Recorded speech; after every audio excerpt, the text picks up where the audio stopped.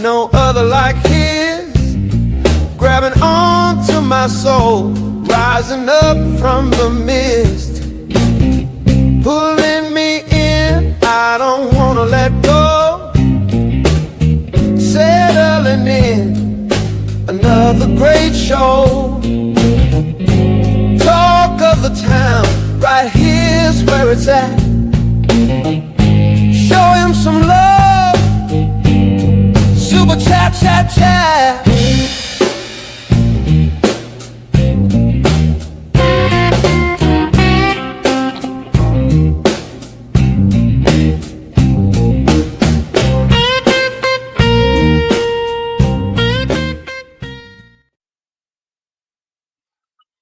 Jerks, good morning. Good morning, jerks. I can't believe we're doing morning shows now. I love it. This is the best thing about the eye condition. I can't walk dogs. So I figured I'm going to go live a lot more this week until I can walk my customer dogs again. I can't do any physical heavy work, and so I'm going live. I just want to know right from the beginning from you, what's the best time? What wouldn't you like to see me live during the day? Would you like to see it 10 earlier, maybe 8 a.m., maybe at noon, 2 p.m.? Like when? Because I feel like I can do multiple lives now. It's fun to do. We got a big show tonight at 5:30 with a huge guest, Barrett Brown. Make sure you hear. Wow, it's going to be a big show tonight. I'm looking forward to that. And today, all kinds of news popping off. And I'm like, great, let's go live and talk about the news of the day. Let's get into it. Let's get petty. They want to get petty. We can get petty. Because there's some I'm just laughing my ass off. This is fucking so much karma is coming, people. So much karma. I feel good today. I really do. I feel good about the news today. There's been a lot of news today already this morning. Prince friggin' Andrew got arrested today. Holy shit. Prince Andrew has been arrested. His brother, King Charles, has put a statement out. Holy shit. It's funny how we, in America, we thought we were all about truth and justice and the rights of the individual and all that good stuff, right? And we overthrew the monarchy because that system, that terrible system of monarchy and the unfairness of it, and that you're by birth, you have more rights than other people. Well, geez, the British monarchy is getting more criminal complaints against it than our oligarchs in America. Nobody has been arrested in America besides, Epstein and Maxwell, but none of these other characters that have come out in these Epstein files have had any shit come at them, really, legally. And today we find out Prince Andrew has been arrested, and apparently they found some shit too, some other shit to arrest him on. Like a lot of these people too, like the Epstein stuff is just the tip of the iceberg. Like they have all kinds of fine. If they're treating young people like that way, how do you think they conduct their financial business? There's a lot of shadiness in all of these people's businesses that can be investigated. They don't even have to get them on the child charge. Just like Al Capone. Al Capone went down for tax evasion, right? If you're crooked, you're crooked. And in the UK and in Europe, they're looking into this. They are doing major investigations on all of this Epstein class. And today, former prince, because they took his title away, Prince Andrew, been arrested. I'm still shocked on this. This made my day today. This, you can see. Oh, one thing I gotta say, SK27 Music. They created that intro, Scott. Make sure you subscribe. I put his link in the chat today. Make sure you follow him and sub. He made that intro, and I definitely played it today and promoted it even more because I saw a couple of the trolls commenting on it, how upset that video made them. They were like, oh, it's so this or that or cringe. I don't even know what they were saying. And it's just like, oh, that's a sign of a good intro. When the trolls are mad about something, thank you, SK27 Music. You hit the mark. You got the trolls to notice. You got them mad.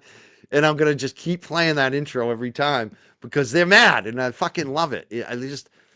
I love that they're watching. I love that they're crying in my comments. It's just, Help me with that algorithm, people. So much news today. We also got Pima County. This Pima County Sheriff's been freaking out about the live streamers. We're going to talk about that. Maybe play some of the live streamers today. I want to check in and see how JLR is doing this morning after he was on Inside Edition. And there's also the Flailer. The Flailer was in our chat yesterday afternoon, and trying to give me life advice and YouTube advice. Meanwhile, I passed him in subs last year. He was like 30,000 subs ahead of me when I started, and I passed him, and I'm still ahead of him. And he's trying to give me life advice, and this guy hasn't had a license in 10 years because he's trouble. He's trouble. So I'm enjoying it. I'm enjoying seeing him flail out. He did a fundraiser last night for a reptile, apparently. And the first thing woke me up this morning is I got a message, a text from somebody, a fan, who said his fundraiser is down. They there was a complaint filed apparently, and I gotta say, like, I'm not filing complaints against these people. I'm not suggesting you report them. I don't do any of that. That's a dangerous game. I did not file the report. People think I did, but I posted what they sent me, and it showed that one of his lives recently got taken down. Apparently, it's already back up, but it looks like they age restricted it. And I just have to say, this is fucking karma. And I love throwing their shit back at them because they called our Karen fundraiser embarrassing. They attacked both Karen Reed fundraisers. And how embarrassing is it that you do a fundraiser and it gets taken down by YouTube because it's so fucking vile? Like that.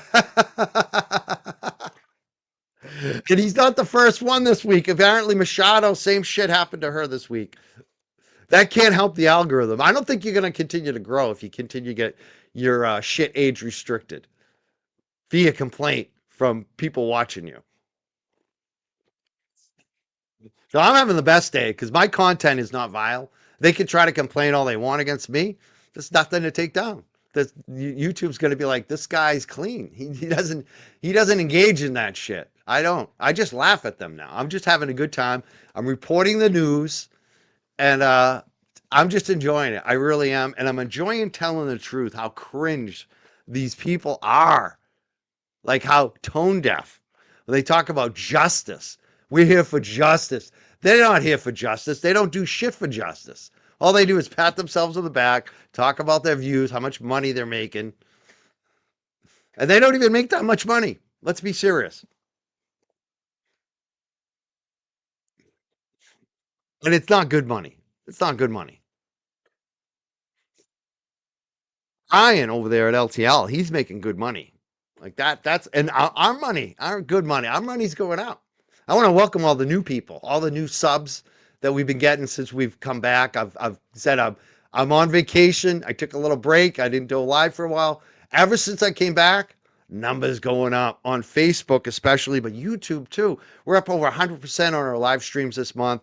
We're up way more on Facebook, and we have hundreds of people subscribing now every day. So I want to thank all the new people who are here on Facebook, on YouTube.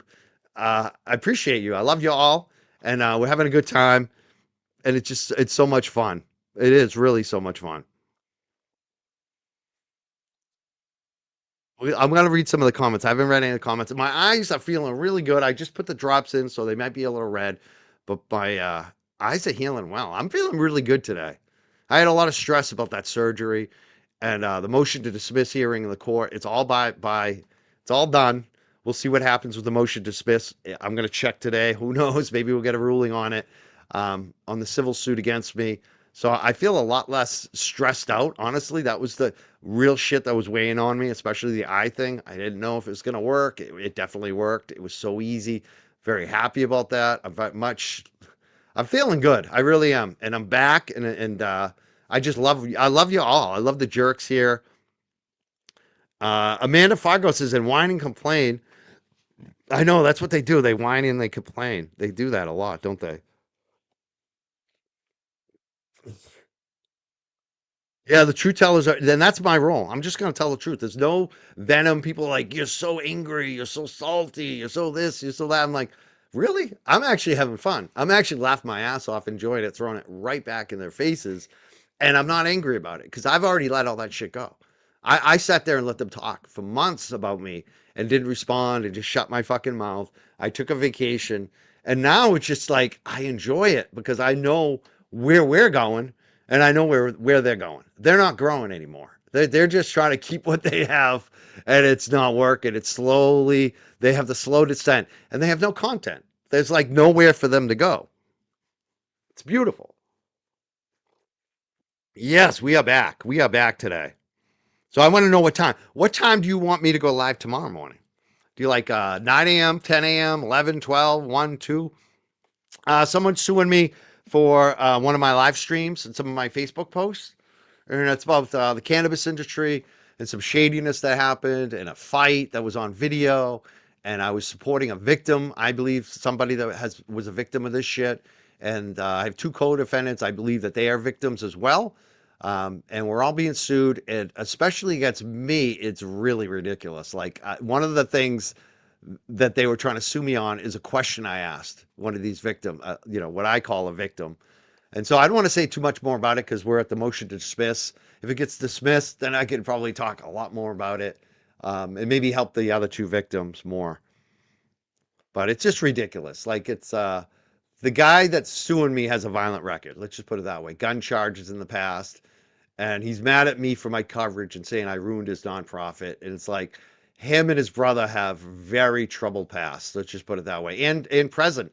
One of the brothers of the nonprofit recently got arrested for some child shit, like really horrible shit. So they're suing me about their nonprofit. So it's pretty ridiculous. I should win it. It just cost a lot of money. It's complicated. So yeah, we'll see. People like 10 o'clock or 9 o'clock. Yeah, they do. They constantly live in grievance. It's so funny how they act all tough, but then they're always victims. Like, oh, I'm hiding in a park. I'm hiding. I'm hiding. I have a gun now because I'm hiding in a park with someone that might ask me a question, but I'm all about free speech. I never hid. I never hid in a park. The guy was like, show up and see what happens, is what I said. I don't need any weapons. I got the weapons right here, right here. These are the weapons. Boom, boom, boom. It's over. 3 seconds. You know what I mean? Like, that's the thing. I don't need any. It's my buddy, one of my buddies, he's a former Black Panther guy. He's like, I got to talk to you about security and stuff. I'm like, I have my security. It's right here, man. Nobody is messing with me. I don't need any. I don't need any weapons. I really don't. It's gonna have to take like 10 of them.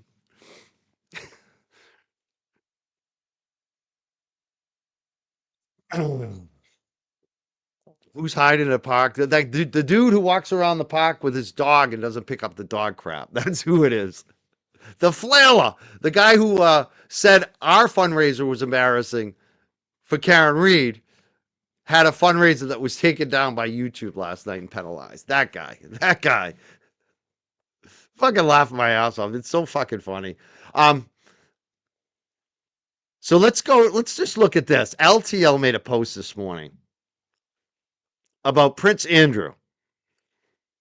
And it's a great post. Brian makes some really good posts. He writes, he hits, this is the point today about Prince Andrew. And it's fucking an amazing, and this is what I love, Brian. This is what I love, Brian. Brian wrote this out first thing in this morning. And Prince Andrew, he immediately reminded everyone what this is about. This woman who's dead now, Virginia, who bravely spoke out.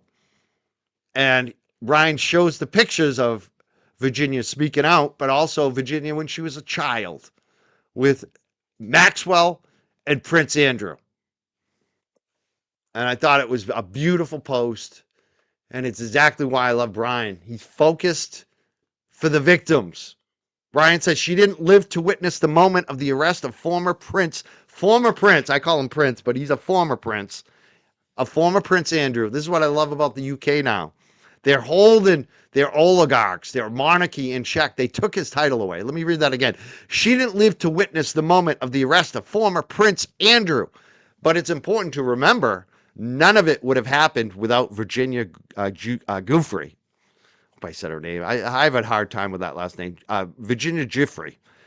When no one believed her, she still found the strength to speak up when it was her word alone against someone so powerful like the former prince. And because she spoke out, accountability may finally be within the reach of justice. Hashtag Prince and Andrew, hashtag Epstein files. Go like and share that post. There she is, Virginia, who's no longer with us. And there she is as a child with Prince Andrew. God damn. Some freaking justice is coming. Feels good, I gotta say. Like, where is America though? Where are we gonna hold our oligarchs in charge? We had Wexler subpoenaed, brought before Congress yesterday.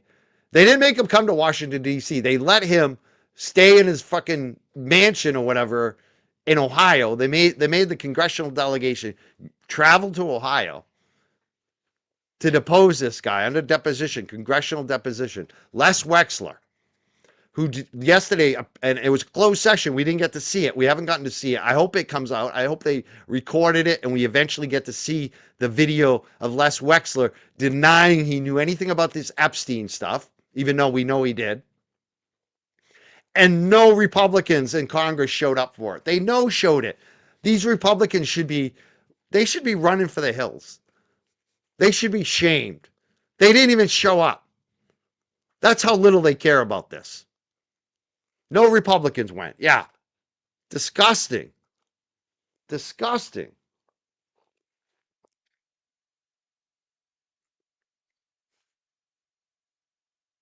Unbelievable. And we have no arrest. We have nobody under criminal investigation.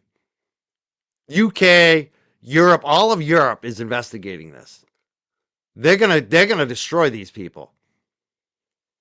In America, we should be in the streets about this. This should be, it's unbelievable. And the press, I don't think, is covering it enough. Honestly, the mainstream press. And they can't say there's not enough interest because Brian LTL just got 300,000 views on one of his lives about Epstein. There's a huge interest. The reason why a lot of my subs are going up is because I've been covering this stuff. I got a short about this that's got like 1 million views on YouTube right now.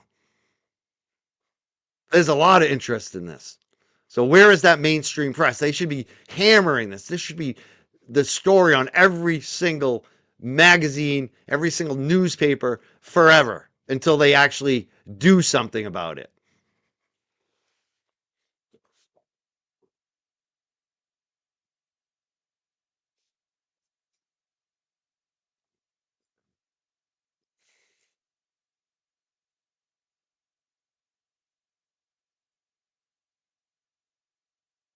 Well, we can't say nothing because UK's holding them to account.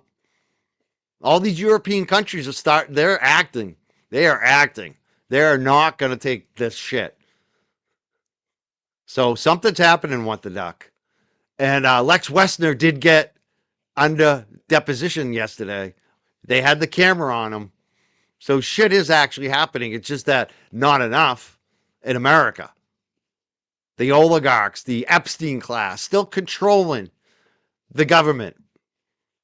And it's up to us. It's all up to us to keep talking about it, keep sharing it, keep hitting up our congressional leaders, enforce them, and make sure we vote. November is going to mean a lot in this country, and they're going to try to stop people from voting. That's how ugly this is going to get. They might even create a war. It looks like they're trying to go to war to change the subject. So people need to show up in the streets and especially in the voting booth. And because they don't want you to vote, they're going to try everything they can to scare people from voting. And they're going to try to remove you from the rolls. They're going to try to, all the shit. They're going to try to do all the games. But we have to come out so strongly, so overwhelmingly that they can't even win when they game the system. Yeah, it's the Epstein class. It's no longer about Democrat, Republican, or any of that shit. It's about you're either with the Epstein class or you're not. And not all Republicans are with the Epstein class. We're seeing Nancy Mace come out. You may not agree with Nancy Mace about every subject, but praise her for this. Bobart, MTG, And you got that what's the other guy's name? Tom. He's the best. That I want to see him for president. I want to see him run. I forget his name. It's so funny. You know the guy I'm talking about. The guy that works with Ro Khanna. He's the Democrat. Hmm. So what you know what I wanted to do right now is just to bring this home. What I'm going to share right now.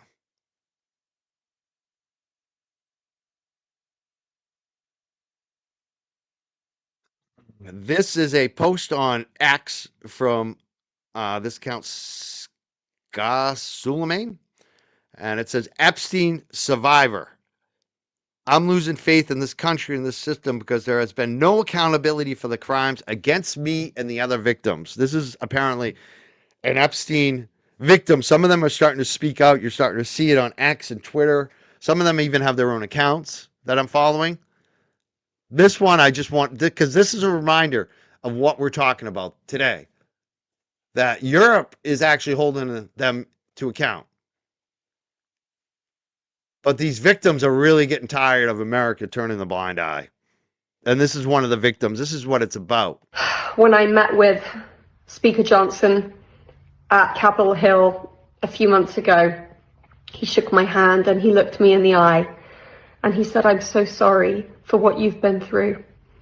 And I want you to hold me personally accountable for following through on getting these files released in an effective and a responsible way, protecting your identity, your experiences, and holding accountable the people who are responsible for enabling and committing these crimes."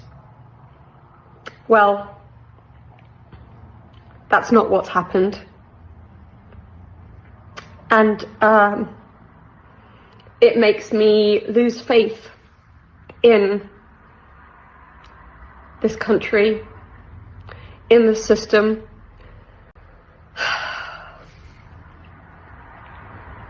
And it's been a very difficult weekend.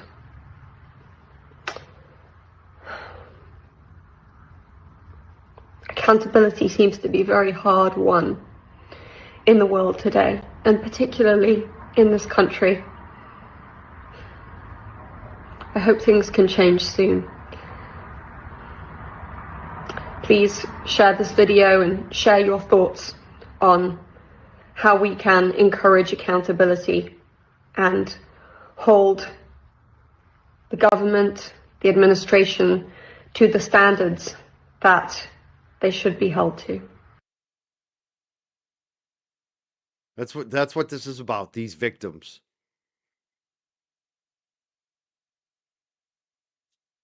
Yeah, the Speaker of the House, Mike Johnson. Just it really cover up. Classic Clippy, I get what you mean. He says Mike doesn't care about anyone except Mike. And they're not talking about me. Not me. He's talking about Mike Johnson. It's so true. They don't care about anyone but themselves and their supposedly political future, which is up in flames. This is going to stain them. This scandal is so bad, it's going to stain their children, their grandchildren. Like their grandchildren are going to be embarrassed to be associated with them, even after they're long gone from this place. This is a story that's going to be here forever, not going away. It's going to get bigger and bigger and bigger. And another reason why I'm so happy to be back. There's like so much to fight for justice. This is the real fight for justice here. So funny how so many of these people, the trash YouTubers, they don't have anything to fight for, but they say they're fighting for justice. There's a lot of shit you should be talking about. They don't talk about this stuff. It's too close to home, apparently. They got too many skeletons in their closet.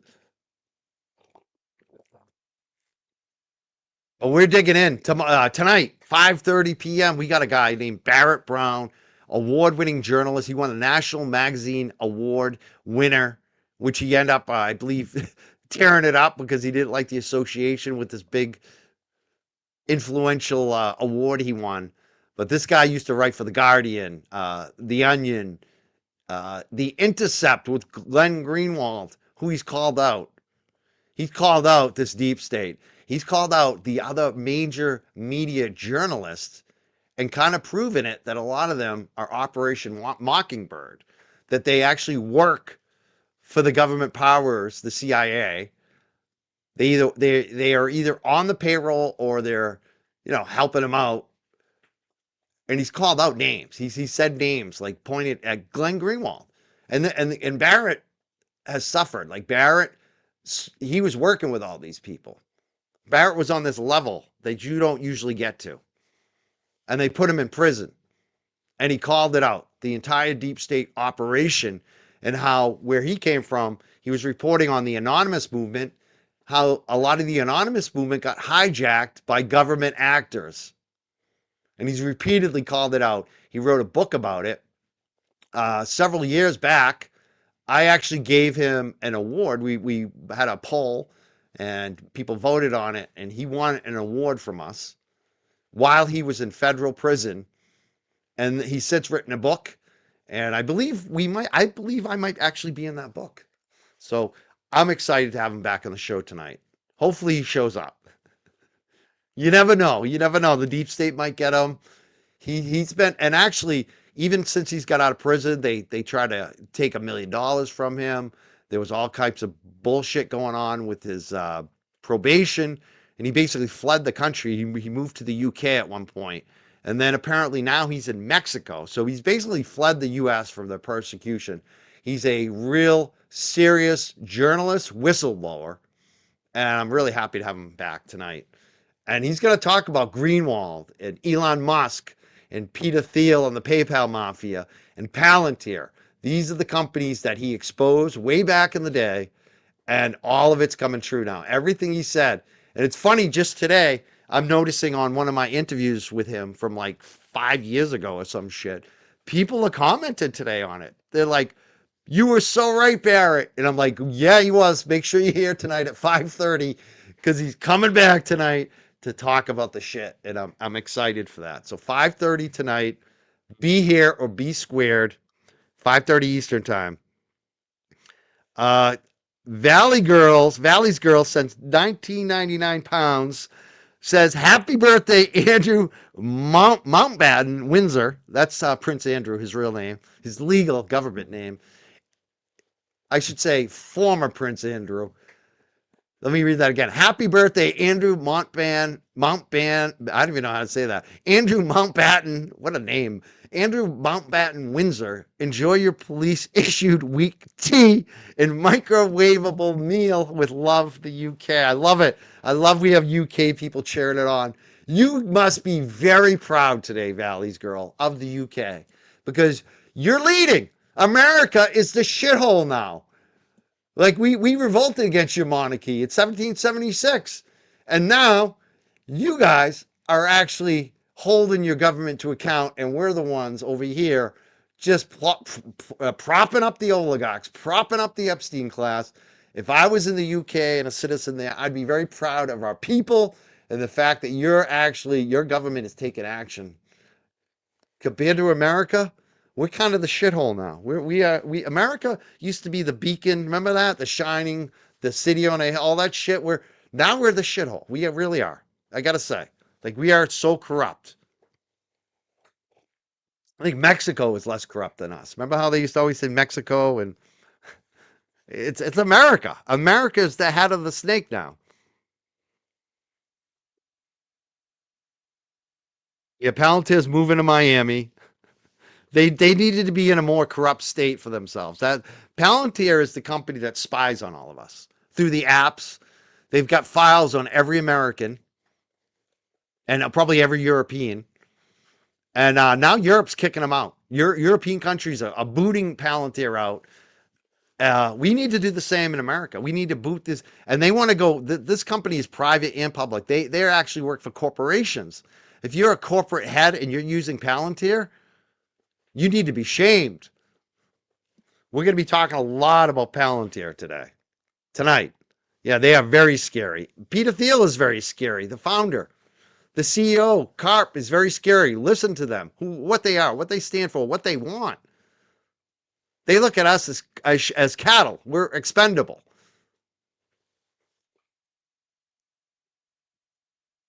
Oh, thank you, Parker Planet. She says, Mike, been after all the right stories since I've been here.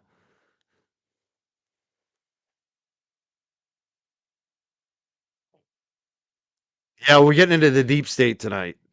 And Barrett Brown, one of his friends, one of the biggest journalists in America, covering a lot of the military intelligence, uh, Michael Hastings. He was working for Rolling Stone as a reporter, major national journalist. He wrote a story about one of the generals and a lot of the fraud going on within the Pentagon and with these generals. And next thing you know, Michael Hastings dies in a car accident, a mysterious car accident that some people have questioned if it wasn't some type of remote control bullshit going on with his car. Um, and that's bothered Barrett for a long time. There was another guy named Kevin Gallagher who really supported Barrett Brown. He was an MIT guy. He was a local guy, Boston, Massachusetts, from Massachusetts, who was supporting Barrett Brown through his prison, did a lot of the fundraising and a lot of the advocacy for Barrett Brown while he was in prison. And Kevin apparently you know what. And Barrett also blames the bad actors on that as well. So there's a lot of shit that Barrett's going to talk about tonight, I feel like.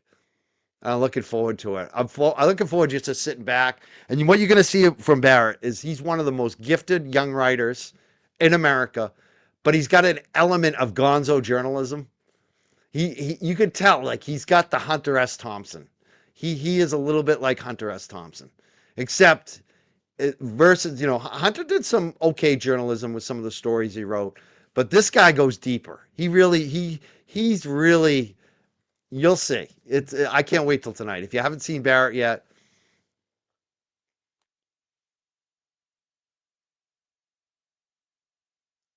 oh yeah, I've seen some of Whitney Webb.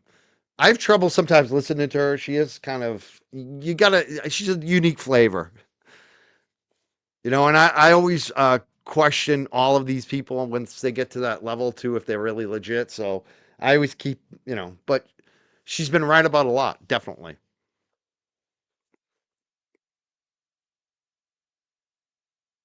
What the duck says, thank you for actually having a moral compass. Hey, that's it. If you don't feel good about what you're doing, then why are you doing it? You know what I mean? Like, I wake up feeling good every day right now. I really do. I'm feeling better than I have in quite a while. It's just because I'm back and I know what I'm supposed to do. I know what I should say and not say and how far I should go. And me, it's just keep calm, tell the truth, have some laughs. That's it. That's it. And have the great guest and continue to have the great guest. And don't be worried that they're going to get shit for coming on my show. The guests love it. I mean, like I said, we're selling a lot of fucking books lately. Well, our audience likes to read. That's what I love. We got people who are into this shit, the hard news. Oh, is it his birthday today too? That's the funniest shit if it is his birthday too that he got arrested on. I once got arrested on my birthday for a little bit of weed. And it pissed me off so much, I became the poster child for not arresting people for cannabis in Massachusetts, and we decriminalized. That's who I am.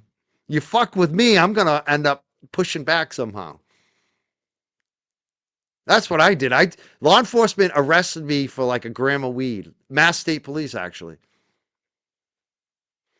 And within, trying to think when that happened, within like 5 years, I took that away from them. They could no longer arrest somebody for a gram of weed in Massachusetts. And I was on television telling my story, how they cost me millions of dollars with that arrest.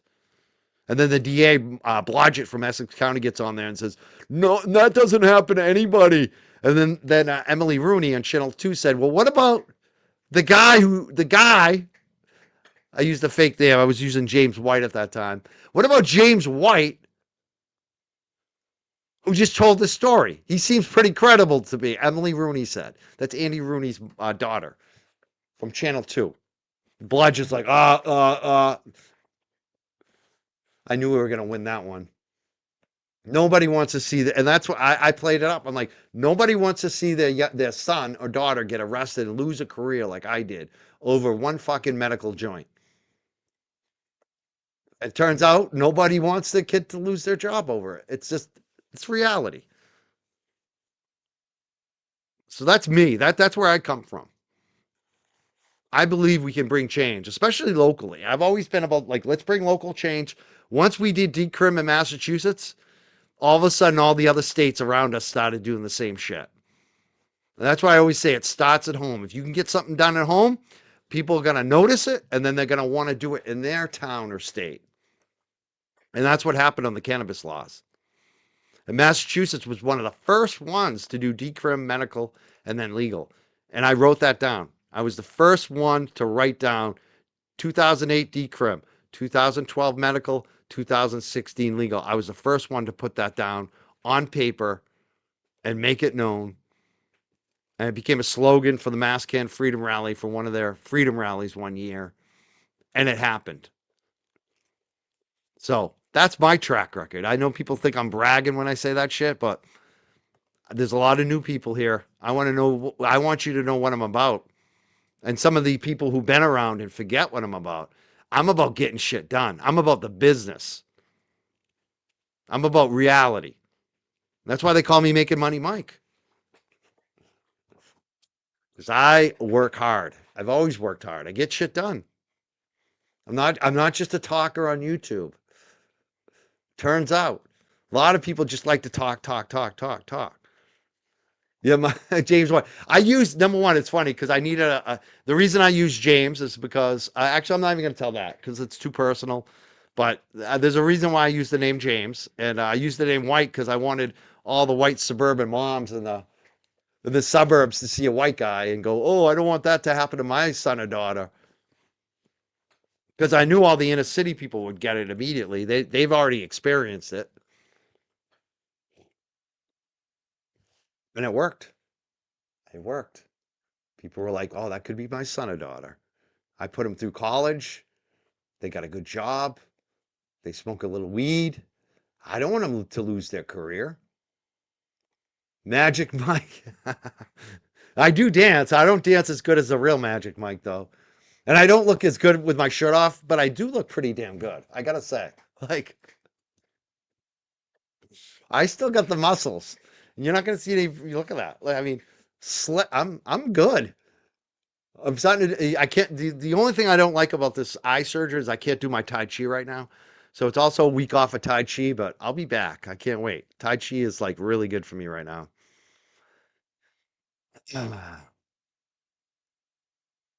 Did I ever work with senators? Somewhat, yes. I had Senator Ed Markey on. It's funny that a lot of people have tried to give me shit on that on the right. They're like, he's an Ed Markey guy. It's like, yeah, Ed Markey came on my show for an hour and we talked about weed legalization for it's basically an entire hour. Who does that? I do. Yeah, I've talked to a lot of I've had 4 U.S. congressmen on my show. Well, Congress reps. Some of them are women. The first one I think was Barney Frank. I had Barney Frank. He was a big legal weed guy. He's been on my show in the past. I also I had Barney Frank on twice. I had him on the Young Jerks and the show before that actually. So I've actually interviewed Barney Frank twice. And then I've also interviewed former New Mexico Governor Gary Johnson, who was a libertarian as well for president at one point.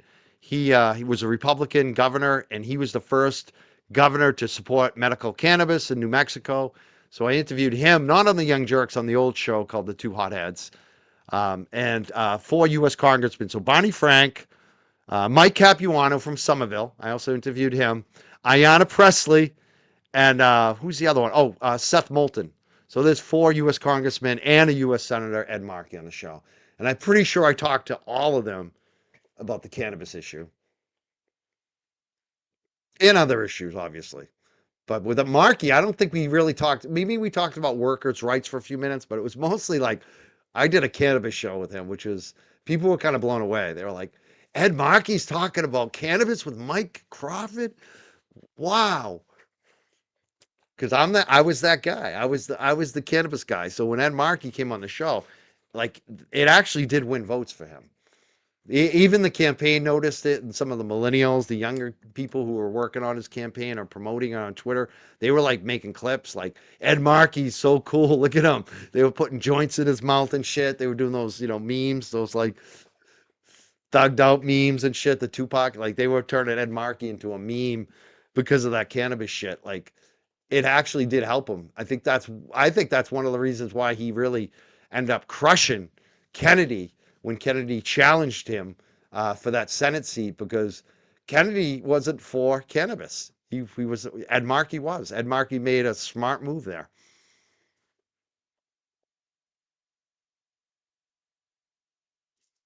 And that's the thing. I'm about issues. Like you notice, like even back in the day, I had a lot of libertarians on the show. I had Green Party, had a lot of Republicans. I used to like I even supported. It's funny when I had Markey on, because previously to that I actually the only campaign I ever worked for was John Cunningham, and it wasn't really working, but I was kind of part of the campaign in terms of messaging and all of that. I didn't get paid or anything, but I was part of their campaign crew, brainstorming and all that stuff. And basically, that's the only campaign I formally really kind of was a part of. And it was a Republican campaign, John Cunningham, and his big thing was cannabis and reform, ending the war on drugs. And he challenged Ed Markey for Congress. He lost. Ed Markey won. But it's amazing that I went from supporting John Cunningham against Ed Markey to Ed Markey coming totally around and coming on my show as U.S. Senator to talk about the same issue. So that's what I'm about. It's like not so much about left or right or Republican, Democrat. It's about let's work on these issues. And once Ed Markey was with me on the issue, we were best buddies. Like that's what it's about. It's about trying to change minds, get these people to do the right thing. And so that's kind of what I'm about. I'm not about party. I'm about let's get something fucking done. Let's move the ball.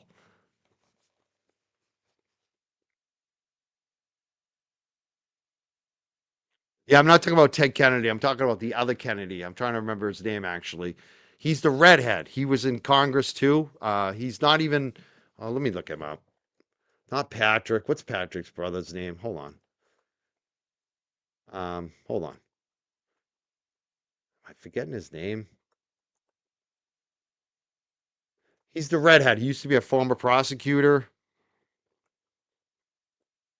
See if I can find it. Oh, there's another Kennedy. There's too many Kennedys. That's a problem. You guys know who I'm talking about, right? He ran against Ed Markey. He was a U.S. congressman, and he's not Ted Kennedy. He's young. He's a younger redhead. Yeah, the young one. What the hell's his first? Is it no? Patrick's the brother.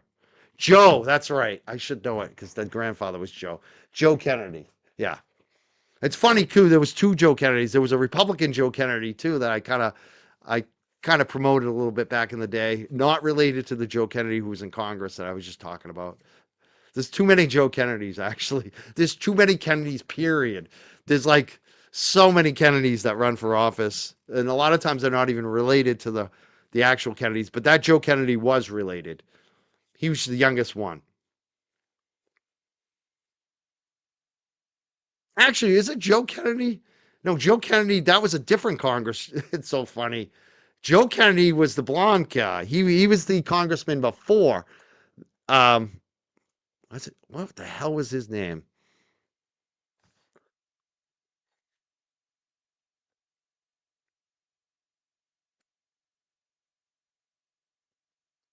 Maybe it was. Now I'm getting really confused. Now I'm feeling old. Oh, you're right. It was Joe. Is it? Wow, that's so funny. Because there was another Joe Kennedy too that was in Congress from Massachusetts. It's getting confusing. See what I mean? And they're all related. You're right. It was Joe Kennedy. Joe Kennedy the third, actually. Yeah, former rep Joe Kennedy the third. He challenged Markey in 2020.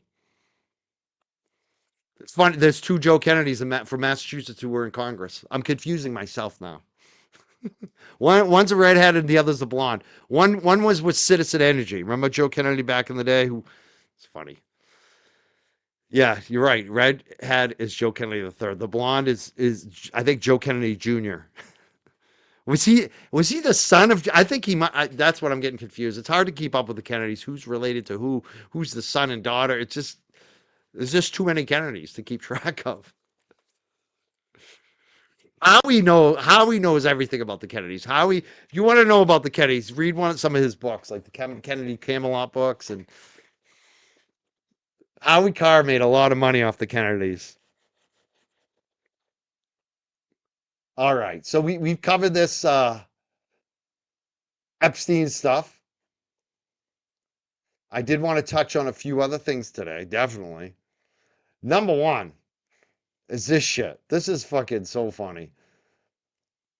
Now, this stupid sheriff from Pima County, who's basically done a shit job of informing the public of what's going on, and he's allowed conspiracy theories to take hold.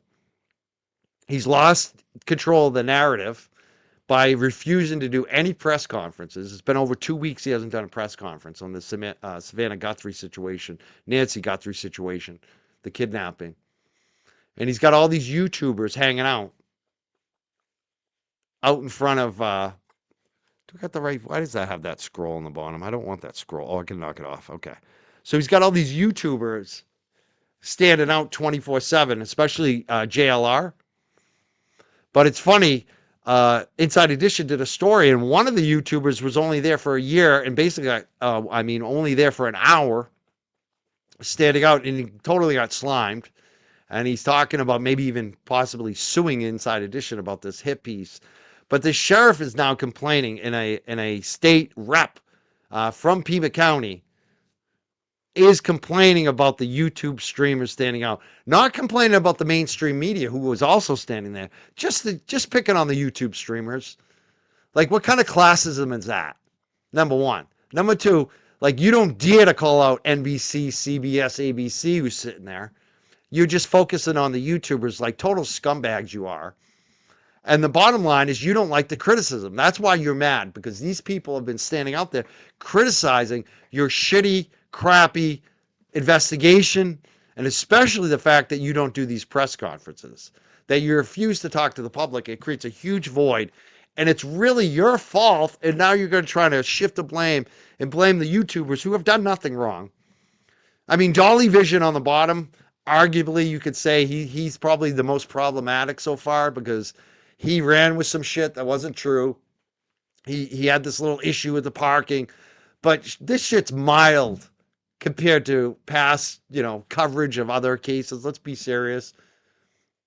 And these clowns are complaining about the YouTube streamers, which I find is hilarious, because all they're doing is putting more eyeballs on them. All they're doing is raising their profiles. All they're doing is making sure that JLR gets even more views today. And what I love about it is that I've been calling this out for weeks now. When Jody Weber came on the show, we talked about it. We talked about it privately before the show, too. She agreed 100%. Former retired FBI agent, agreeing 100% with what I'm saying. And one of these streamers said exactly that. They basically quoted myself. Like, I don't know if that was intentional. I don't know if they saw me or we just agree. But I think they may have seen it, because one of my comments to the Pima sheriffs, and specifically to that state rep who was complaining about it on Twitter, was liked and shared a lot. It was like the top comment. And so I think the narrative that I've been running with has been getting out there. And I was very proud to see one of the streamers say exactly what I've been saying, that these people have lost the narrative. They lost control of the narrative. The sheriff, by not doing any press conferences, fueling the conspiracy theories, giving the media nothing to work with. So ABC, NBC, CBS, every media outlet, and all these streamers are basically forced to sit out on the street to get any content at all, because this sheriff doesn't speak. If the sheriff just sat down and did a press conference every day, every afternoon, there'd be much less people standing in the street there. There'd be less of a need for them to sit outside the Guthrie's house. If they actually want to help the Guthries in the neighborhood, do a goddamn press conference. So let's watch this video. This hit piece. Cops say they've had it with the army of YouTube streamers camped out in front of Nancy Guthrie's home. Now we're here at Nancy's home to try to just get some information. True crime influencers from across the nation have descended on Tucson, streaming for hours on end. Now there is a person that they did spot with a backpack going through someone's gate. Any snippet of information becomes major breaking news streamed live. We heard the guy go in, but when he was coming out, he said, I got it. I got it. Don't know what that is. Jimmy Williams sits in a lawn chair streaming around.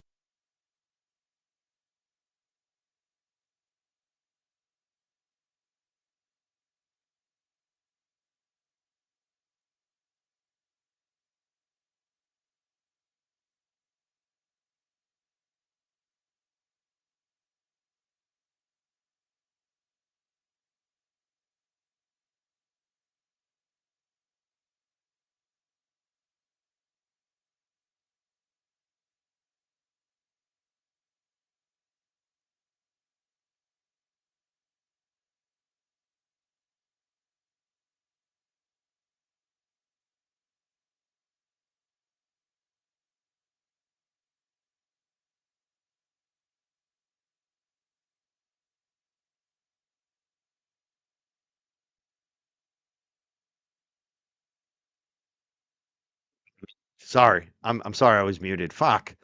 So I just want to say, obviously, I'm not bagging on Howie Carr. I think he's a great journalist, especially when he covers the local issues and the corruption. He's given me a great opportunity, as people know. I host his show sometimes as a fill-in. I've been a guest weekly on the Grace Curley show, which is on his network. But I guess somebody else was bagging on Howie here. I get it. Some liberals don't like him because some of his coverage, which I don't agree with. But I like Howie. I like how he reads, I like that he reads it. He's like me. He's a news junkie, So when we talk, we're talking about all the corruption.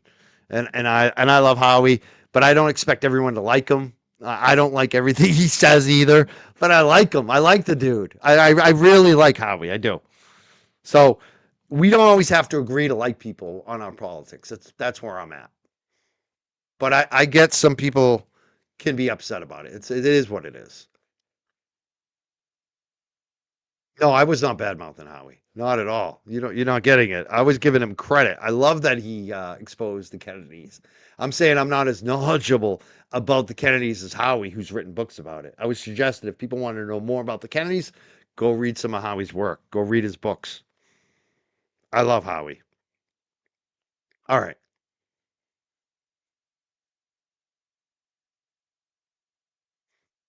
It's funny too, because I back in the day, maybe I'll play the video today of when Howie Carr let me call into his show back in the day when we didn't agree on cannabis.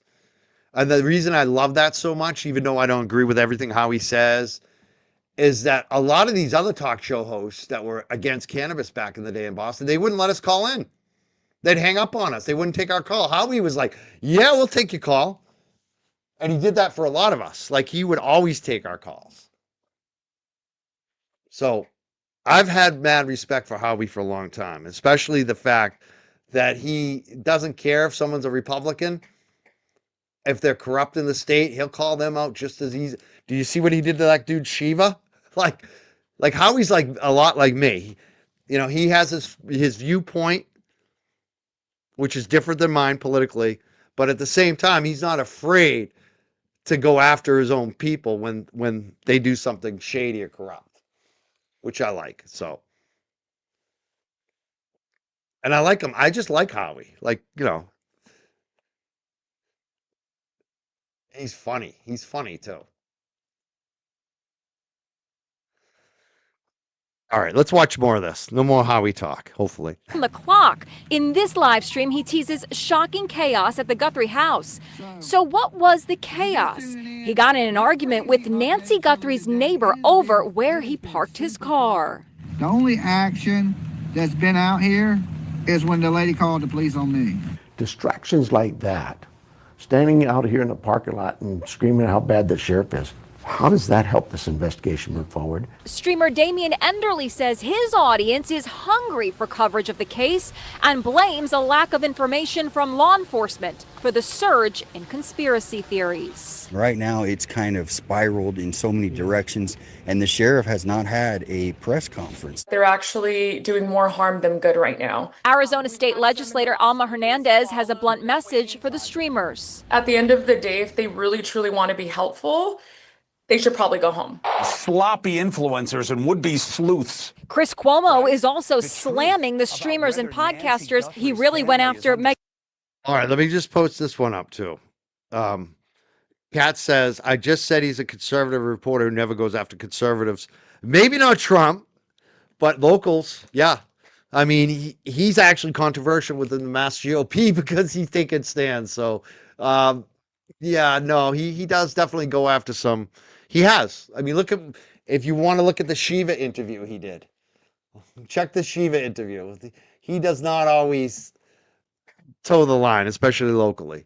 If he thinks there's something shady, he's not afraid. That's what I love about Howie. He stood up to Whitey friggin' Bulger. I mean, that is the respect I have for him. This dude wasn't afraid of a gangster who put a hit on him.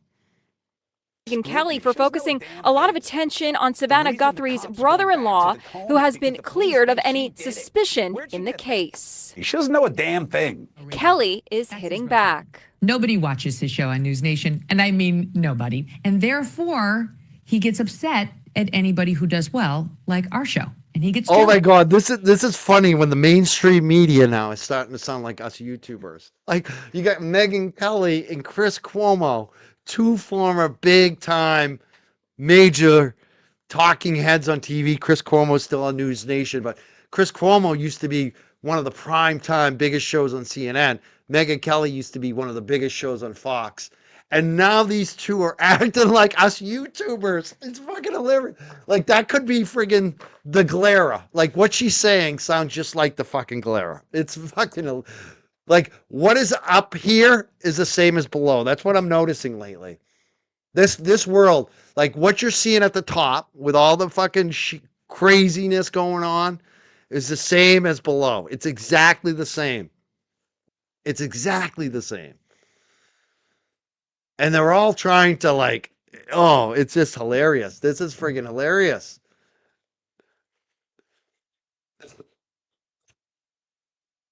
She had YouTubers back because it was about her. She wants the headline. She doesn't care about JLR. She doesn't care about any of those people. She's just doing it because Chris Cuomo on television was talking shit about her. It's fucking hilarious. The lines have been blurred. The lines have been blurred. It's wild to see. Oh, this video. I love this. Inside Edition really doing the breaking, really doing the big stuff now. Oh, wow, Inside Edition. You know, I have a feeling Inside Edition and all these media companies are very fucking jealous. They're jealous. They're watching JLR. They're saying, shit, why haven't we been doing this? Why don't we just send someone to stand there and we'll have fucking 30,000 people watching us live. Like they can't even get that anymore. It's so funny. Back in the day when the Boston Globe or even the local TV news, like I said, I've been doing activism and you know, media work for decades. And when they used to cover us, when they put us on TV for a minute or link my story or link my blog, link my video, it used to mean something. It'd be like life-changing almost. You'd be like, holy shit, look at all these, you know, views and all this attention I'm getting. Now it doesn't mean shit. You know, just a couple of years ago, the Boston Globe basically said, Mike Crawford broke this story and his reporting's amazing and he's been championing the workers. And I was like, holy fuck, they've been basically bashing me, you know, on the low key for years, stealing my shit, ignoring me. All of a sudden they're admitting the truth. And I was like, this is life-changing, but it really wasn't because nobody reads this shit anymore. It's like, it's so funny. And now that was like, what, 3-4 years ago? Now it's even like, it's even more so. Like now they're jealous of us.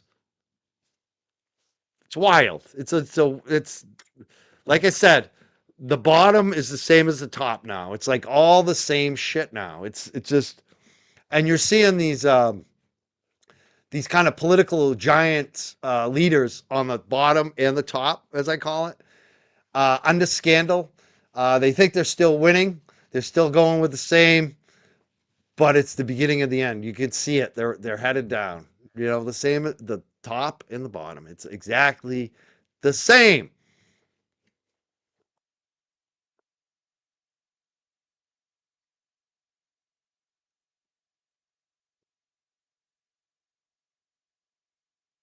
I'm just reading some of your comments right now.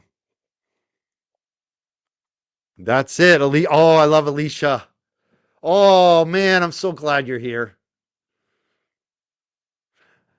Alicia Nicole is the niece of Lorna McMurray, who passed away at a cannabis dispensary cultivation site. And it was a tragic death, 27 years old. She shouldn't have died, at a place called True Leaf, which is based out of Florida. And we basically chased True Leaf out of the state of Massachusetts for this death of Lorna, which is totally preventable. There's a lawsuit about it. OSHA basically covered it up.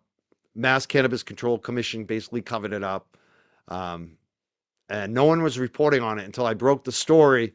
And Alicia came on my show over and over again to talk about Lorna. And I feel like Alicia, Danny Carlson, and myself, we chased True Leaf out of the state. We made a difference for her cousin Lorna. And it's good to see you, Alicia Nicole. I'm glad you're doing well. I'm watching you. Seems like you're doing really well, and I'm really happy for you. And I got love for you forever. I'm like almost teary-eyed having you here. And I just talked about the Boston Globe when they talked about my reporting. That was partially because of you, Alicia.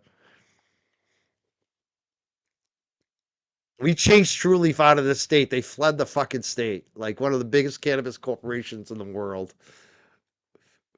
with ties to Ron DeSantis. We chased them out of the state for what they did to Alicia Nicole's cousin, Lorna.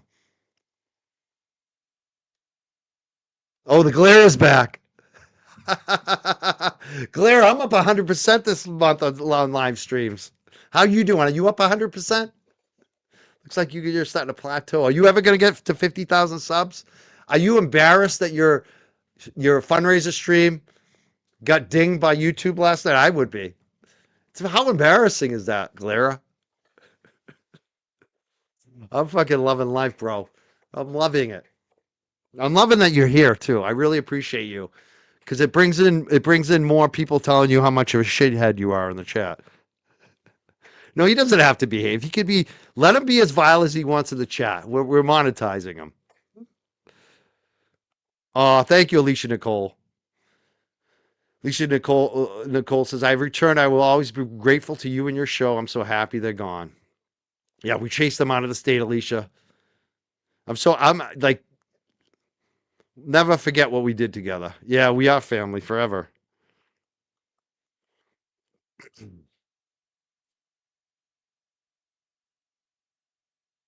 All right.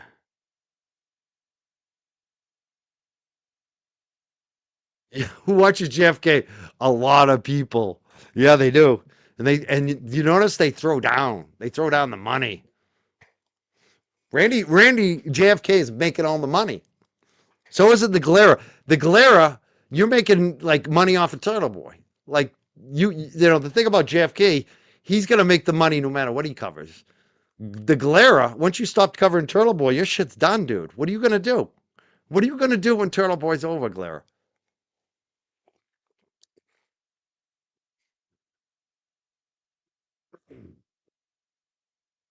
All the money you made, you still haven't made as much as we did over the last 2 years, did you, Galera?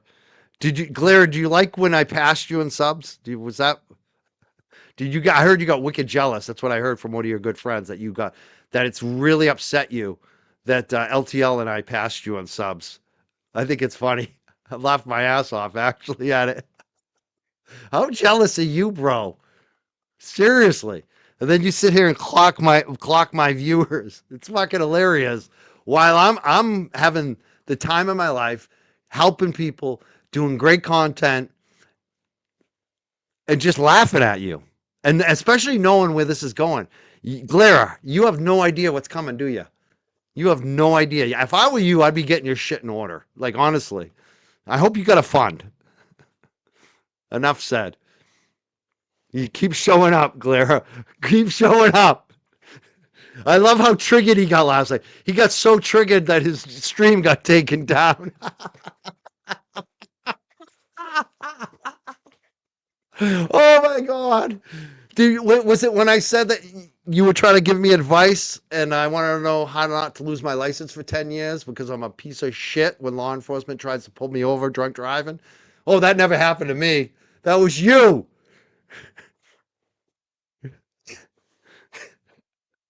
You guys want me to do a poll? I don't even, yeah, whatever. I am not wasting a poll on him. We already know. You guys just keep commenting. Keep showing up and telling him how much a piece of crap he is in the chat. I love it. I love this. This is fucking... Yeah, Glera, did you pick up your dog shit this morning from your dog? I want to know if you're going to stop picking up the dog shit and stop crying about JFK might be behind a tree. Oh, my God. Yo, here we go. We got a Randy viewer. We got some Randy viewers. Oh, my God. I am having so much fun right now. You guys are all laughing with me. Oh, if Glera picks up his dog shit, I'll give him $50. I'll give him a $50 super chat. Glera, you got a $50 super chat if you just pick up your poop. Just pick up the shit, the dog crap, please. Alicia Nicole knows me well. We triggered Kim. We got Wiz Khalifa. Remember when Wiz Khalifa lost his shit because of us? Because of True Leaf, Alicia? We do know how to trigger. That's the thing. They don't realize, Alicia, because the last couple of years I was the cool, chill guy doing the interviews. And people love me, and they're like, Mike's the cool, chill uncle. And a lot of these new fans, Alicia, don't know how I can be a troll, how I can get under people's skin.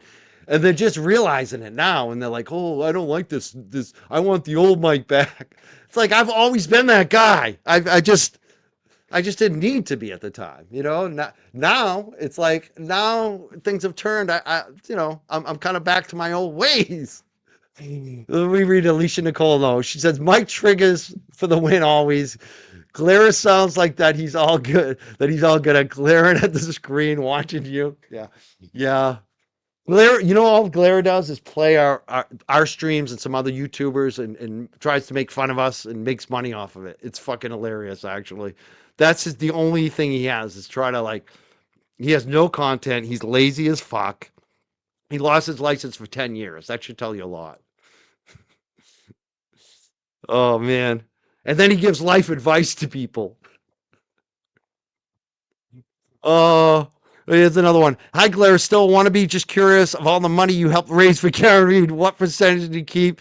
And can you provide receipts? I'm going to say, I don't think Glera kept any money. He is a wannabe, but he directed people to her Give, Send, Go. So let's not, I don't do, unlike those other idiots over there, like the Glera, I don't run on false information. So I don't believe that he kept any of the money. I've seen that accusation of him before. I don't think there's any truth to it. I don't think he kept any of the money. But of course, he got subs. He probably got some super chats out of it too. He did benefit, but the people that he directed to her website, he's not getting a cut of that. So, yeah. But he is a drama channel. That's all he has. That's all it's so funny. He's so triggered that he's now in my chat. Why? He's been ignoring me for months and now he's in my chat. Why do you think he's in my chat? I think deep down he knows. He knows that the fucking tide has turned, bro. And it's not even me. I've stayed silent. It's because you got hundreds of women on your ass. You got these spaces. They're dog. Have you seen the videos that they're posting? They're not low-level turtle trash people. You got serious people running ops on you. And it has nothing to do with me. And I'm laughing my ass off. Yeah, he'll be streaming this later because he's got nothing. He'll probably get taken down too because he'll get vile. He'll get all upset. He'll be probably. Alicia Nicole says, you're still chill, just more. What's the word? Concise, blunt. You've always been hilarious, though. You're actual, factual, and comical. I try to be. I try to be factual. Glera is the man that lost his license for 10 years, Bobby. For not being the man. Oh. I am enjoying the stream today. Remember, I'm just reading some of the comments. You know what I'm going to do too? I'm going to do what I did yesterday. I do have, like, you know, I may, you know what, I kind of have talked about the glare, so I think I covered my 3 main stories. I'm probably going to go check out JLR for a little while.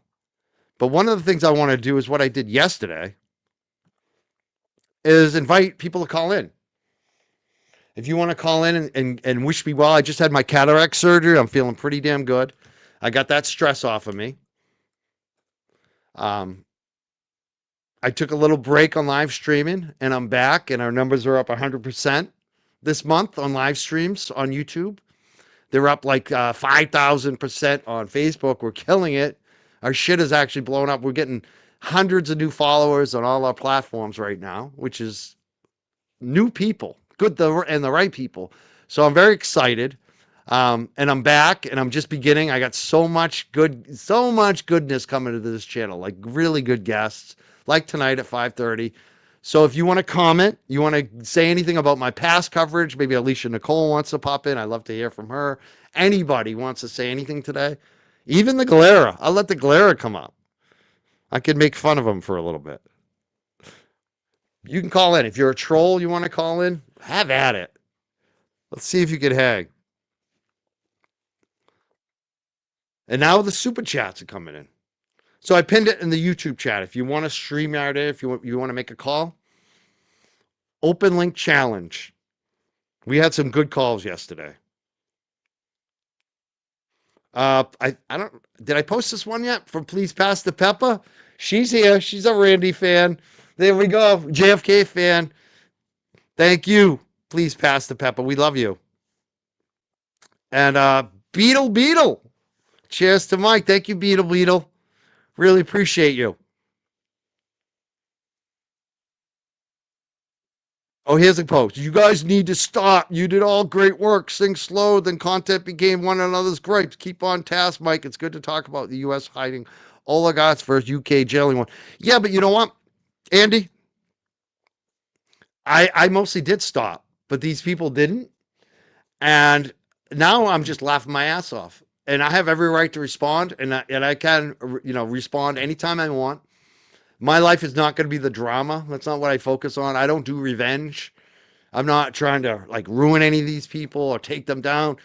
But every once in a while, yeah, I'm going to tell the truth, especially this way, and just have a good laugh at them, because there's obvious facts that aren't being reported that the biggest losers on YouTube are trying to tell people who are actually doing the work how to do it, which is because they got the drama views, because they're the fucking TMZ, because they're the fucking Jerry Springer. They think that they rule. And I'm just going to point out the facts and just laugh my ass off, because look at my guest list, and they think that it was a fluke that I found Betero. That's the funniest shit. My shit was already moving up before Betero. There were plenty of shows that I did without Betero where my numbers were phenomenal.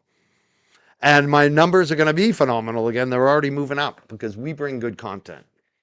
And I have the relationships and the credibility to bring the major guests, and they like to talk to me, and we sell their books. So I got nothing to worry about. That's the thing. These are their problems. They think that they destroyed me because I lost the 5,000 worst people to have following me. It was a win for me. All of this is a win for me. I love to be the fucking underdog. I love knowing that they talk shit about me. Machado last night, apparently. I don't watch the show. I have no idea. I'm just hearing from people. The chat rats the other night. They all go after me. They still stream it about me. But my numbers are going up. I love it. We got Gretchen. Gretchen, what do you have for us? Do you have the any comment today? Are you on mute? Are you here?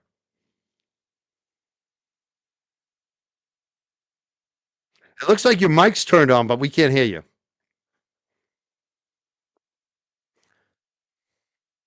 What I'm going to have you do, Gretchen, is if you want to call in, maybe log off or shut down the screen on the browser and try it again, because you're maybe even shut down the computer, because for whatever reason we're not hearing anything you say. All right. If anyone else wants to call, yeah, correcting the record, but also having a little fun, because these guys think they can take all the shots in the world, and they live in glass houses. They really do. Like, dude, you haven't a license in 10 years and you're telling people how to live. Like what the fuck? Like we know that you got kicked out of, and you self-snitch on yourself about like your crazy behavior. Like the whole thing with the hotel lobby where you got booted out of recently because you made some girls feel creepy. Like, you're 50 years plus old. That's not supposed to happen anymore, bro. Like, you're the last one who should be talking shit. Let's be serious. Oh, thank you, Andy. I care about you, stories that matter, that aren't drama. I get it. I get it. And that's mostly what we're going to do. But every once in a while, I want to let them know that I'm not afraid, and that I want people to wake up a little bit, because there are some people in the middle that still don't get this. And they post a little comments like, one of them today. It's like, you know what? You are feeding into it. And, if you're feeding it, not you, Andy, but other people I'm talking about who pretend they're kind of in the middle, but they're not. And they don't even realize their mind's been hijacked by this shit. And I'm going to call it out. The cognitive dissonance. Somebody's got to.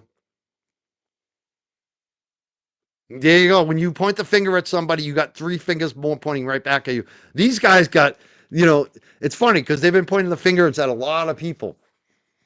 We did two fundraisers for Karen Reed. They sabotaged them. They called my last fundraiser for Karen Reed embarrassing. That dude did a fundraiser last night. It got taken down, or it got age restricted, whatever it was. I don't even know. But it's hilarious, the karma that's coming at them. And not only that, they don't just have three fingers pointing at them. They got hundreds of women's fingers pointing at them. And that's not me. Like, I'm a viewer. I sit there and listen to these women on these Twitter spaces. And it just, I just think to myself, if that was me, if hundreds of women were up there talking how vile and disgusting and how much of a piece of crap I was, and it was all fact-based, I'd be embarrassed. I'd be very embarrassed. I'd probably think about hanging it up. And especially knowing who some of these women are. But they're not. They think they're winning still, which is hilarious. But I think deep down they know they're not. That's why the Galera, who has more viewers than me now, is in my chat freaking the fuck out. Because he knows I'm coming back. He knows that it's only a matter of time before I get on the roll like I did last time. And I fucking start destroying them all. Just like that happened last roll. Yeah, he has no shame. I mean, that's it. This is a guy that lost his license for 10 years and he's telling other people how to live. That's what he does. I mean, you can't get more fucking brain dead than that. Like, you have no self-reflection. And some of the other things that he's been allegations against him. And there's been a lot of allegations. And what he supports and how he talks on his show and his content. Yes, I love this. JFK and his team are the best where my long game is at. That's a thing. And compare him to JFK, who's so fucking talented. He is the man. JFK is the man. I love JFK. And he's got a lot of talent. And he's got a lot of heart and compassion. And I love that he talked about the anxiety issue. I never used to have anxiety until I met this crew, this motley crew. But I found ways more recently, and I'm glad that JFK talked about that, because that's what I get through. The same things you were talking about. That's why I shut my shit down on my lives for like a month. It works. I have no anxiety right now. I sleep very well again. I'm feeling better than I have in a long fucking time. So thank you to JFK and thank you to John. I love your handle, John Trot 420. We know what that means. You are brother to me now, John. We got a lot in common. We have a lot in common. I can see that. Yeah. It's funny how he says no long gamers here. I love that you said no long gamers are here. And all the long gamers are coming out of the woodwork now. You don't mention the long gamers, bro, because they're just gonna flood. They're gonna start showing up now. Look at all these fucking long gamers here. Look at them all. Oh my god. I love it. I love it, Clara. This is the funniest shit I've ever.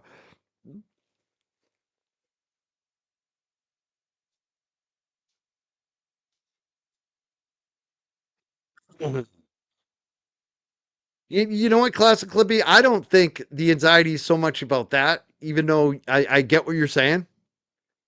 You said people get anxiety about the false claims because they do care about their reputation. I think it's a lot, especially with JFK and myself too. It's like we care about the audience. We care about the other people who are getting raped. Like that's what causes anxiety for me the most. Is watching, especially some of these women who don't have kind of a platform. They don't have a YouTube. They don't have 100,000 followers like I do on the social media. To see them get this shit and to realize that you had some part in supporting it at one point. That's what causes me anxiety. That's why it's like it's important for me to speak out and say I don't agree with this shit, no matter what type of hit I take. And that I think that's what JFK was talking about too, the anxiety, because we care. We actually give a shit about people. So I think that's where it's tough. You know, you wonder if you're going too far supporting people and worrying about them and having that anxiety. And I think that's a big part of this too, is we actually do care about our guests. We care about our audience. We care about our supporters. But you know what's so gratifying? This is why I feel so good. It's to see those spaces flourish. And it's funny because as a YouTuber, I should look at those spaces as competition, because at times, you know, people are like, why aren't people watching you? Because they're on the spaces.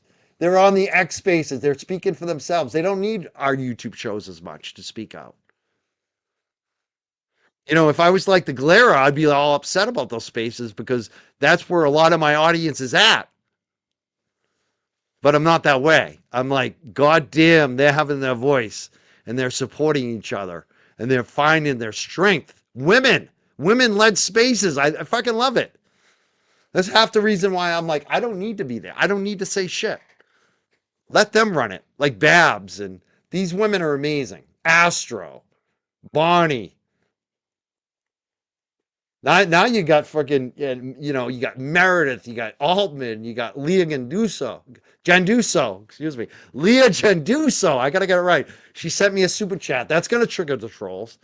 She sent the former Mass State Police, Leah Genduso, sent me a super chat yesterday. Oh, thank you, that one girl, Melly. I see you on YouTube. I discovered you, I think, in the comments, either here or with JFK. You sent a couple nice comments to me, and I checked out your YouTube and I subscribed. I actually follow you and check you out. We should talk. I would like to have you on the show, actually, as a guest or vice versa. So my email is up on my Twitter, on the Young Jerks. You can find my email. Send me a message. I like you. You're awesome. Keep up the good work. Melly.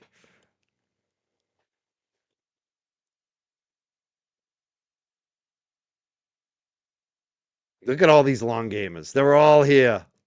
They are all here. Yeah, this is the bad boy thing. This is the problem, right? Yeah, I hate the vulnerable people being attacked too.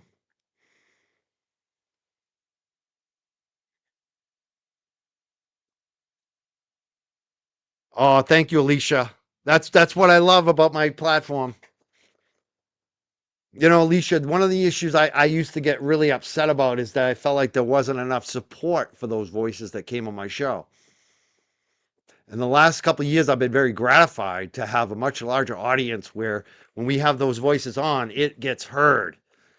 And we took a little dip because we spoke out against some vile shit that was going on and the movement we were part of. But at the same time, I'm still happy as fuck because I got enough people here. I still have enough people here, and it's the biggest thing about this in my show is the audience, the community that's here in this chat.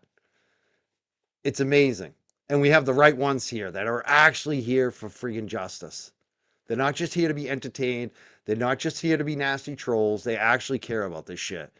And that, for me, is what matters, is that we have this audience that actually cares about this shit. And they'll actually take action. They'll buy books.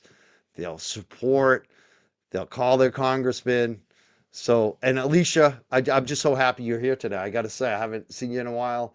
I see you on Facebook, but I haven't seen you in the chat in a while. So it's really good to see you, and love to see you. And you know, Lorna was one of the reasons I kept going. There was a few moments when I almost stopped doing this thing. And then Lorna came along, and that story, and it was really the biggest story of my life in a way for a little while until Karen Reed came along. And I got to say that's one of the blessings of what happened, the terrible thing that happened to Lorna, is it kept me going because I cared about her and her family and what happened to her, and being able to lead that, to really have your voice get out there and get recognized with all the national media we found with that story. It was amazing. And I think that's one of the blessings, is that Lorna's story helped so many other workers in the cannabis space and even outside of the cannabis space. And also it helped all the victims and good causes that I air on the show, because it kept me going and it helped me find the audience. And so there is a silver lining on what happened to Lorna. She helped a lot of people in the end. She really did. She'll never be forgotten. Never be forgotten here.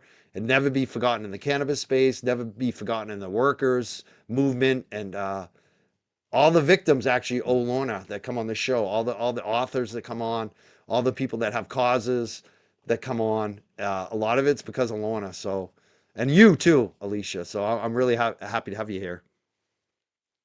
I'm almost crying. Yes, that's what I love about JFK. He's a facilitator. He makes other people feel comfortable. He's good at it. That's what I try to do here too. When I have guests on, I try to let them go and feel comfortable. I think that's why they like to come back. We have respect. That's the big thing. People can feel it.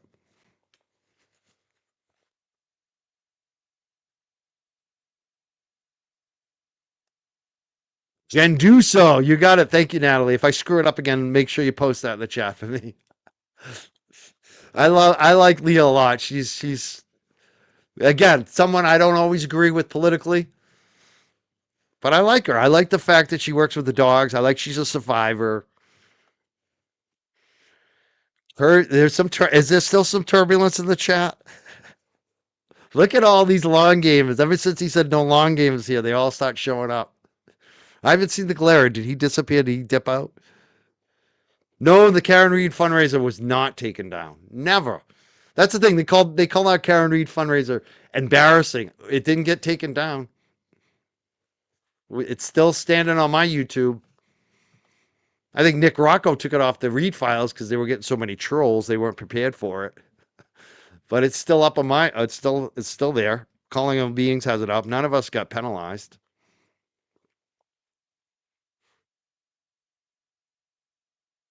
Trying to keep up with the chat today. I'm loving your comments. I don't want to miss any of them. Yes, let's go. Do we have any goals today? I should add some goals. I don't even need them. I think you guys are awesome.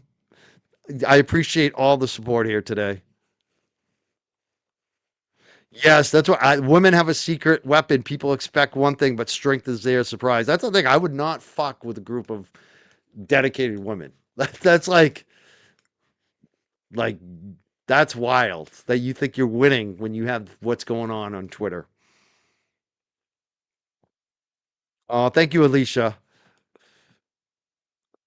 Yeah, I'm looking forward to the read files. They're going to be starting soon. It's going to be interesting to see. It's funny how they said I was trying to use Karen Reed. Karen Reed's got her own channel. Again, I should be jealous. I should be like, oh, they're competition. I'm happy for them. They don't need any of us. Bottom line. She knows it and I know it. But I respect Karen and I will always support Karen Reed.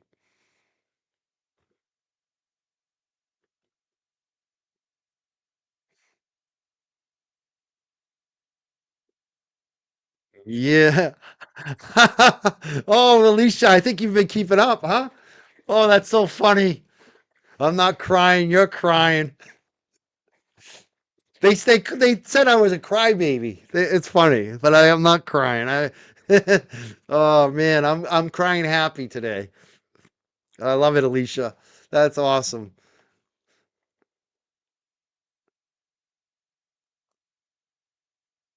Oh, we got Gretchen calling in again. Let's try Gretchen again.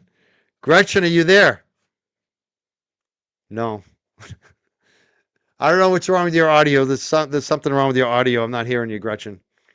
Maybe try a different device, maybe your phone or computer, tablet. But whatever you're using isn't working. It looks like you don't have a connection. If anyone wants to StreamYard in, you can hit us up right now on StreamYard. We have a link pinned in the YouTube chat. You don't have to turn on your video, but you do have to turn on your audio. You have to speak. Oh boy, we got more super. I can't even keep up with the comments. I'm trying to read them all and post them all because there's so many long gamers posting. I love it all. The long gamers are here. Oh yeah, the parody accounts have been real quiet. I bet. What they have had nothing to talk about. They know they're going down.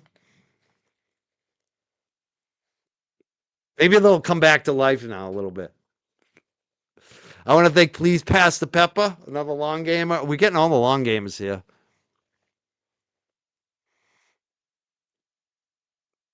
Did I post this one already? I'm not sure. I know I talked to John earlier in 420, but I don't know if I posted your super chat. I want to thank you. Actually, I don't think I did because I know I didn't post Vic's yet. Cheers, Mike. Thank you, Vic. We got a lot of long gamers and supporters here. I want to thank you all for the super chats today.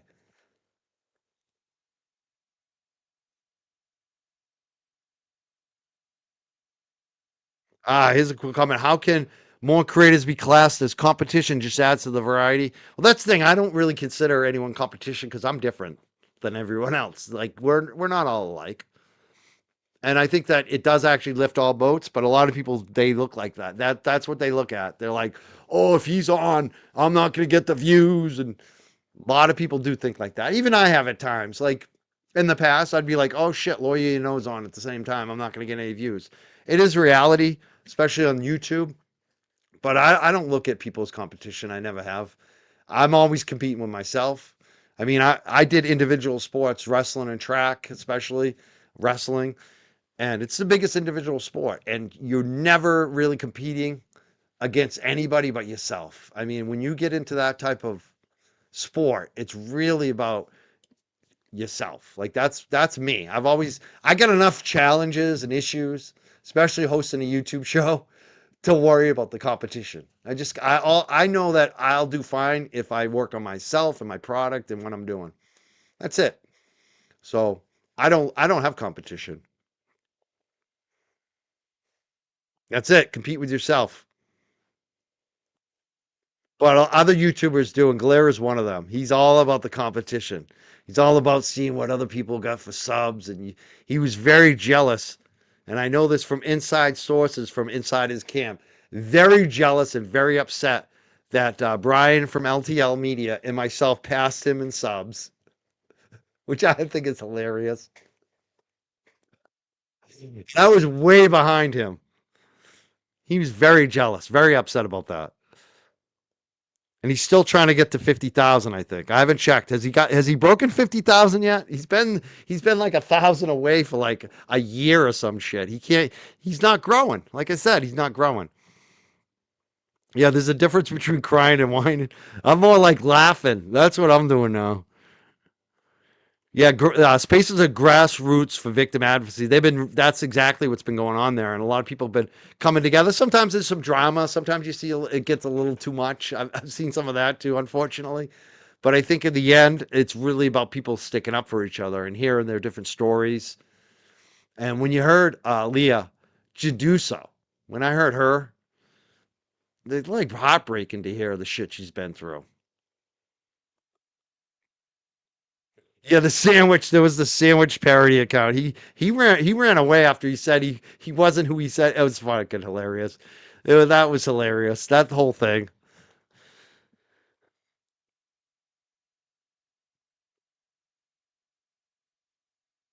Something is supposed to be happening per Jay Brillin. Something happening with what? About who? Because there is a lot of stuff happening that I'm not going to talk about, but I wondered if it's what he's talking about. Or it's something else. Maybe I'm going to have to hit up Jay Brill. What's he talking about? When did he say that? Was it on Twitter? I love Jay Brill. Jay Brill is so good.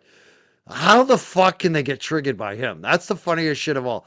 It's like, is he too good looking for them? Is he too working class? Is he too, like, he's just so good at it. He's so real.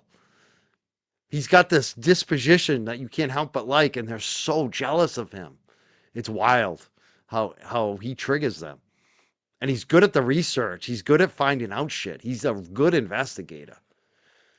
Jay Brill is like the most the rookie of the year in YouTube, I'd say. Like I came out of nowhere, and he doesn't even have a channel. He's just on the JFK channel, but he's like the rookie of the year. He's like, holy shit, where did this guy come from?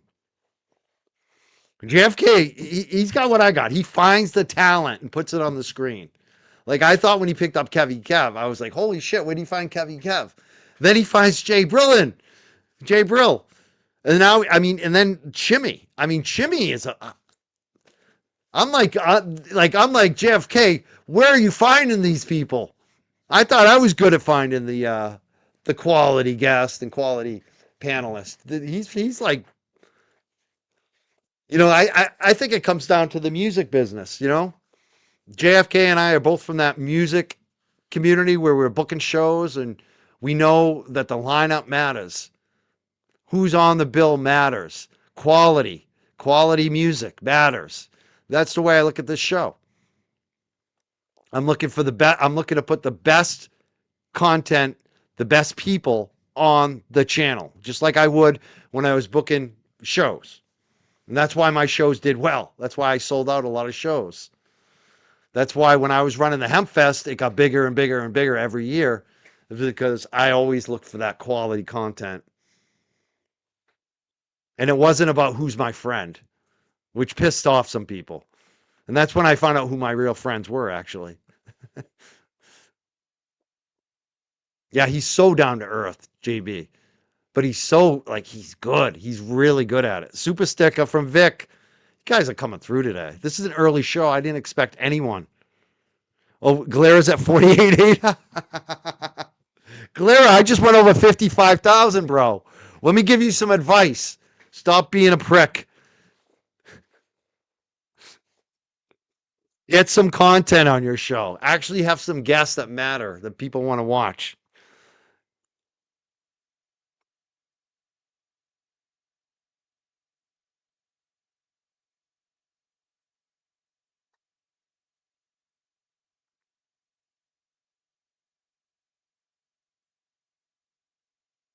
That's the funniest shit of all. You are so right, please, Pastor Peppa. We found out we're too, that is a fact. I'm not going to say anything else. They'll try to clip it, but I love that. That's a fact.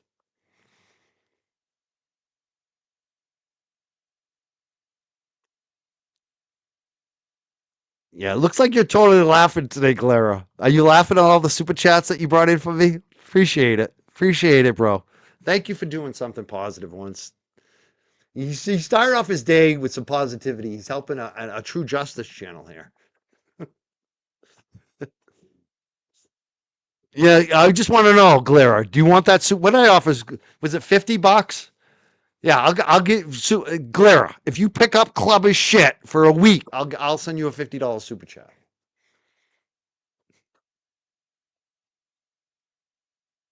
Just pick up the poop, bro. Thank you, Alicia. Good to see you today. I'm not muted now. Don't say that to me. I'm looking at my thing. Am I? No, I'm not muted. You freaked me out for a second. I'm a minute behind too.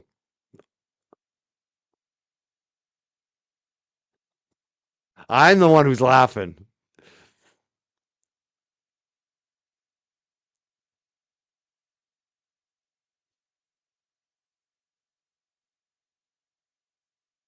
He's been stagnant since he's not. That's a problem. A lot of these guys, they haven't. There's no. They talk about how mature they are and justice. It's like, dude, you're a friggin' 12-year-old.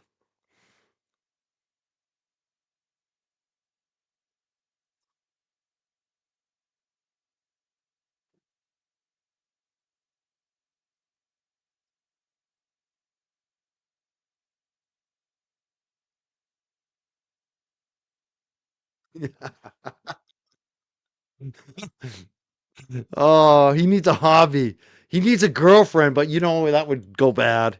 He needs an adult to babysit him. That's what a lot of these dudes need. They need an adult to babysit. Adult babysitter.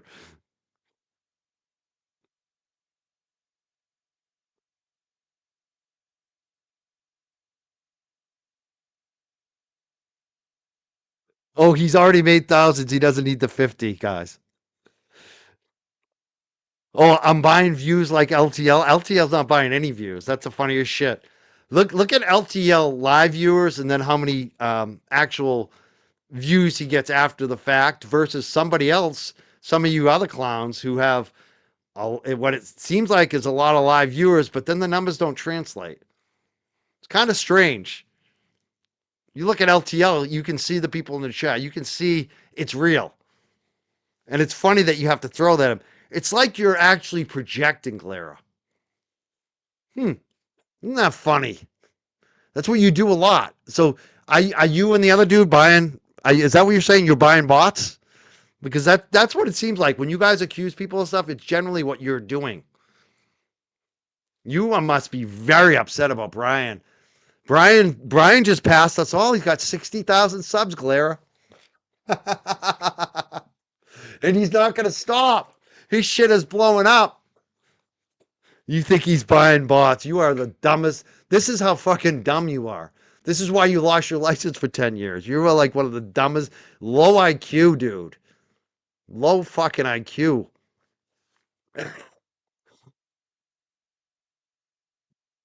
That's almost as believable as when you got shit-faced, double-fisted at the Karen Reed party. And it was so bad that you had to talk about it on your show after.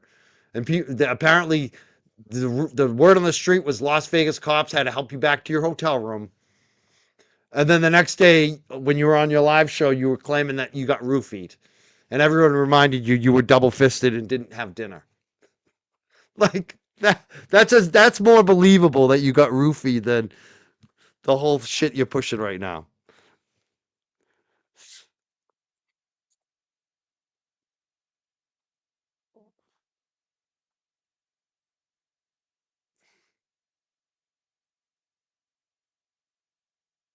I'm just reading, laughing. He's still here. I love that he's here. Yeah, he roofied himself with being double fisted. And Clara, did you tell people that you forgot your wallet in the hotel? And then someone said, "Oh, can you buy me a drink to somebody?" And they said, "Okay." And then you ordered like a $50 scotch or some shit. Did you really do that? Are you that much of a dirtbag? Like in Boston, when someone offers you a drink, usually we get like a Sam Adams or a Bud Light or something. You don't fucking order a $50 fucking scotch. and say you forgot your wallet in the hotel room. I would have told you to go walk back to the hotel room. That's what I would have told you. I would have told you to quit drinking.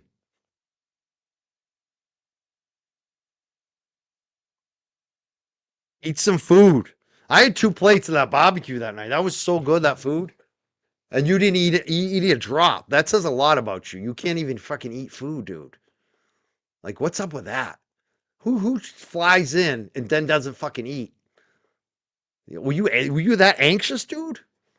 That's some fucked up shit. That's what when JFK was talking about how much of a fucking train wreck you are in person. Like, that's it. You can't even fucking eat. You don't even know how to fucking. You can't even. You get the best free fucking meal. Karen Reed brings out this spread. Fucking Paul has this fucking amazing Bob. You don't even fucking eat. And you're trying to give people advice. Like, you're a fucking train wreck, dude. Yeah, his food is whiskey. Like, that's. I had 2 plates and dessert. Didn't have a drop to drink. I did smoke a couple of joints. I did have my vice, but I didn't get carried home. I drove myself home. I was totally fine. Yeah, I'm talking about the food. You didn't fucking eat that night, did you, Clara? Why didn't you eat? Were you anxious? Were you anxious because I was there? Were you staring at me all night because you were intimidated or some shit? What was wrong with you that night? You forgot your wallet? Do you really think people believe that you forgot your wallet that night?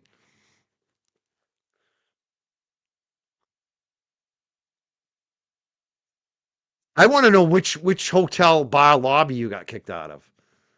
Which was it, the one downtown, or was it a different one?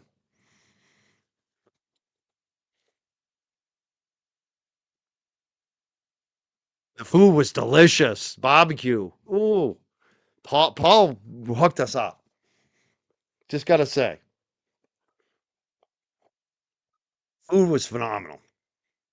I'm all about the food. I love to eat. It was the Omni downtown. I walked right by that. If I go back to court, I'm going to have lunch over at the Omni. This is the beautiful thing I like to do. I'm hoping my court case gets dismissed and I never have to go back to that courthouse. If it doesn't get dismissed, the civil line is I'm going to go have lunch at the Omni downtown. And I'm going to talk to some bartenders over there.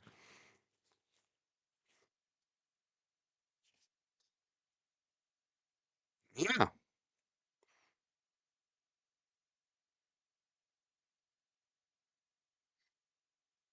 And I guarantee they won't kick me out. Guarantee they're going to like Mike Crawford over there.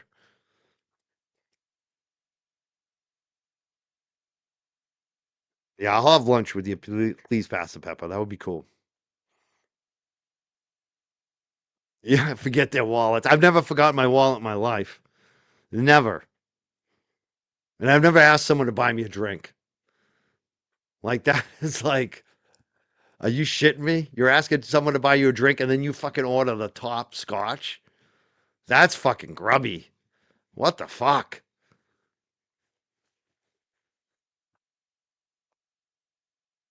What a grub.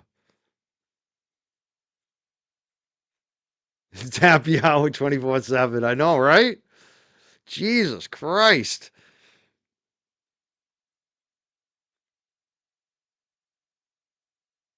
They don't welcome you. Oh my God. Oh, I couldn't afford it, bro. I guarantee I got more of a net worth than you do. More in the bank. You want to put up statements, bro? Because I'm frugal as fuck and I made probably more than you did between my 3 businesses, dude. Radio, dog walking, YouTube. I bet I beat you on YouTube and then you add the other 2 together? Yeah, bro. I'm a hard worker. And you ain't got my stock gains, I'll tell you that.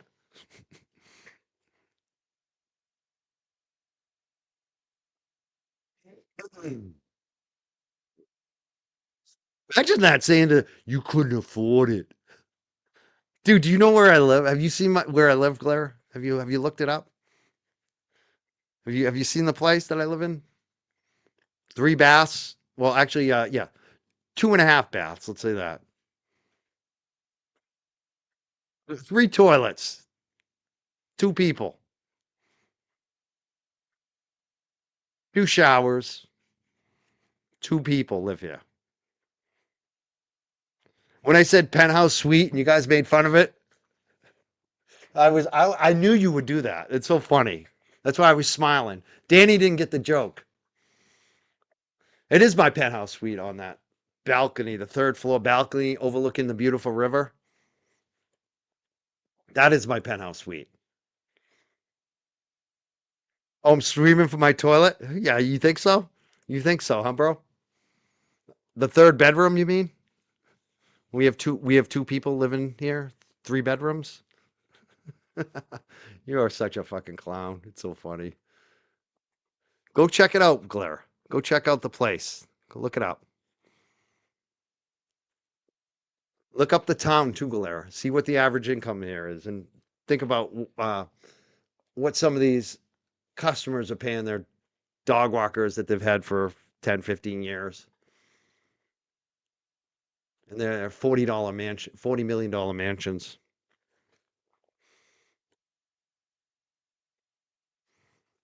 I know this dude's actually streams from his mom's basement. Oh man. Oh, you're going after my girlfriend now? That's they want to go after her. Oh my god. I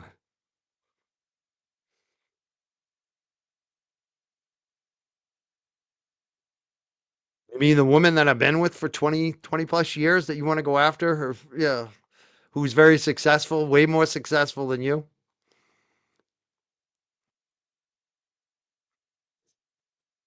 What a piece of trash. I won't make fun of your mom, though, bro.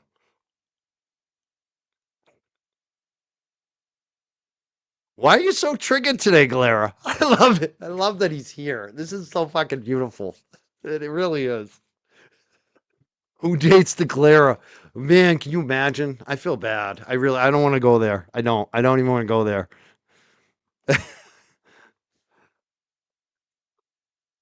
Oh, you think I live off of it when I have three gigs going all the time? When I was a financial advisor for over 10 years at one of the biggest fucking financial firms in the country. When I've been successful everywhere I've been, where I ran some of the biggest fucking rock concerts in the fucking state. Like you think I'm living off of somebody? You're a fucking fool.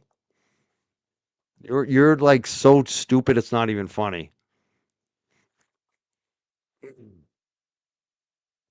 I've been successful everywhere I've been, bro. How about you? This is the only success you've ever had, right? Living off of Aiden Carney. Prior to that, your only success, the only time you got in the paper in the past before Aiden Carney was for all your arrests, right, Clara?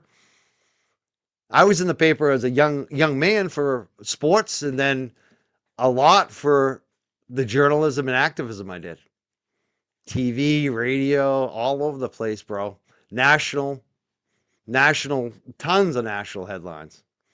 All before Aiden Carney. 4 congressmen, 1 U.S. senator, a governor. Interviewed them all before Aiden Carney. What about you, bro? What have you done with your life? You ever win any awards for a Fortune 500 company for being their top salesperson for the year? No, I don't think so, bro. I don't think you've had anything. I don't think you have any awards or successes. Like honestly. You say at elementary school. Yeah, I work for AIG in elementary school, you fucking moron. I booked Onyx and Styles P in elementary school, dude. I wish I was that successful. I wish. Like you're out of your league, dude. That's what I love about this. I love that you're here in my chat. I'm monetizing your broke ass, and people are just eating you up in the chat. And you can play this on your show, which I love because it's just going to remind people that you've had no success except for Aiden Carney. That's the only thing you've ever done is trade off Aiden's name. That's it. And even Aiden knows it. Even Aiden knows it.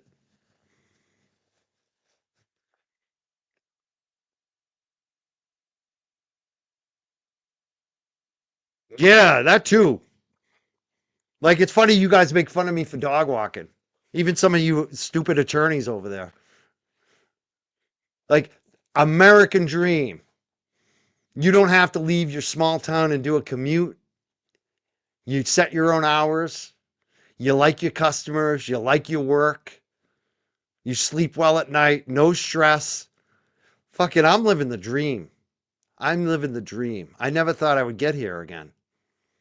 To be self-employed. Nobody can fuck with me.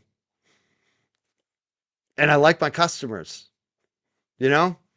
Rich people, a lot of them. Some of them are famous musicians. Creative people. Some of them are famous documentary makers, you know. I love my life. I absolutely love it. And I love the people around me in my real life that you don't see on screen.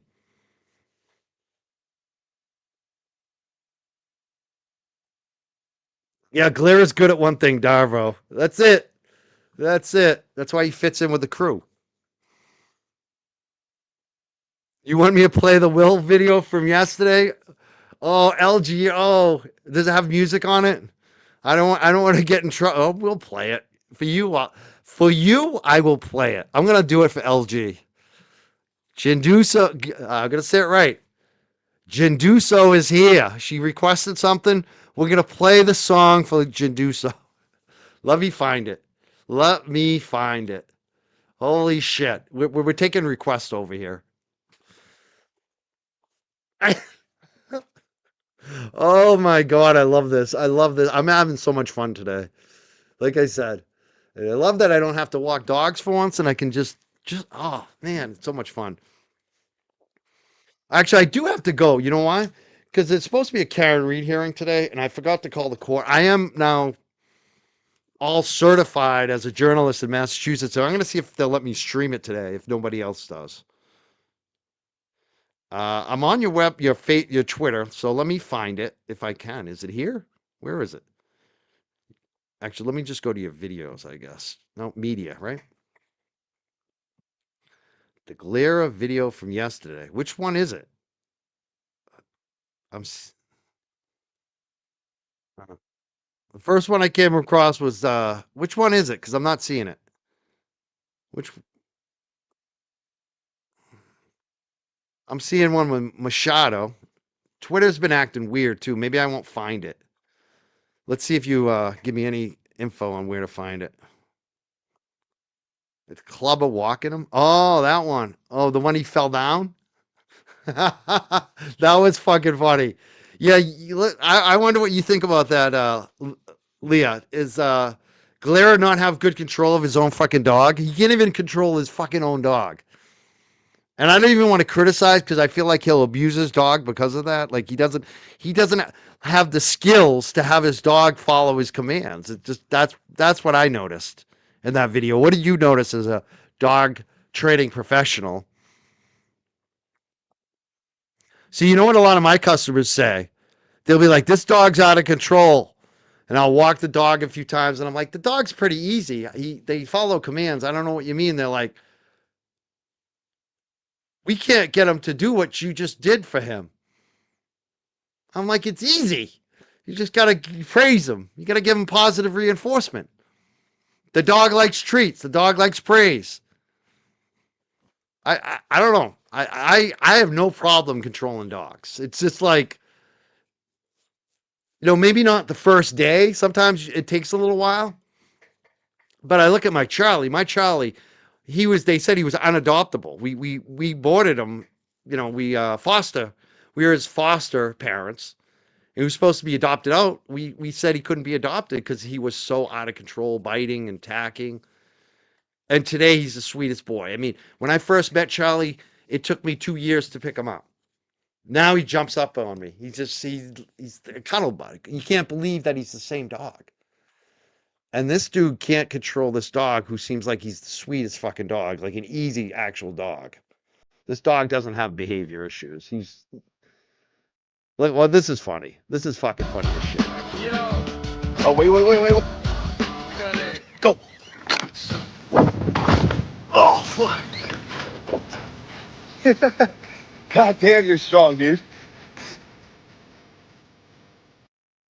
Oh my God, look. Whew. You got me. You got me. Totally yanked me. And I fell down. Totally yanked me.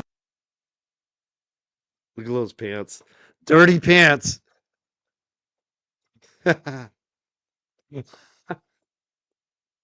Oh man, I'm having too much fun today. I love you all being here. Yeah, I posted it up. Free clubber. Let me feel bad for him, Club.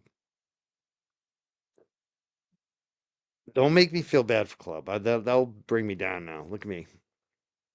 Yeah, she had the V in his gray suede pants. Oh man, we are having fun today. We are having so much fun today. Yep, dogs do understand love and compassion. You know what else they love is the routine, and they also love knowing what they're supposed to do. It's almost like kids, you know. They just dogs just want to please you, and if they have a routine and you're firm but loving, that almost works. I mean, there are some red line dogs. Maybe you got to get a little more, but I've never been that way with any of the dogs. I find that dogs they like me. I don't know what it is. It's just like it's weird because I didn't grow up with dogs. Some of my neighbors, one of my best friends had dogs.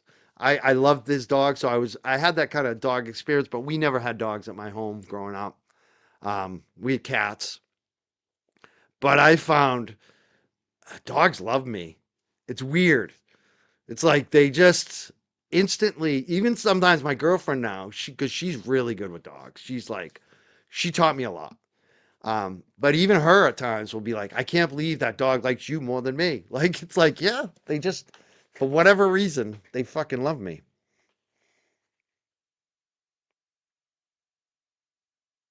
How long? Over 10 years doing this dog walk biz. But even before that, my girlfriend was big into animal rescue. And what we did a lot was we would foster dogs for a specific rescue that we knew.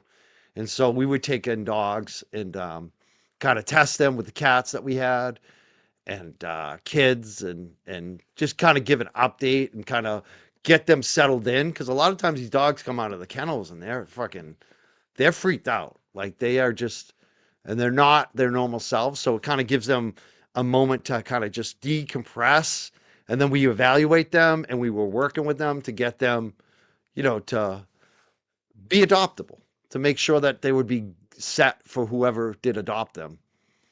And so we did that a lot. And then we started the dog biz. And basically what happened with the dog biz is we moved up here to take care of my mother-in-law, my girlfriend's mom. And we were both commuting to Boston, hated it. It was a long commute. And we had some next door neighbor who was basically walking our dogs while we were at work. And she decided she was going to get married and move to Florida with her rich boyfriend. And she wasn't going to have to work anymore. And she was basically going to retire from her dog business. And she's like, I want to sell it, but I don't trust anyone with my customers except you two. Would you buy my business? And that's what happened. We bought her business. We never looked back. We were so happy. It was like the best decision ever.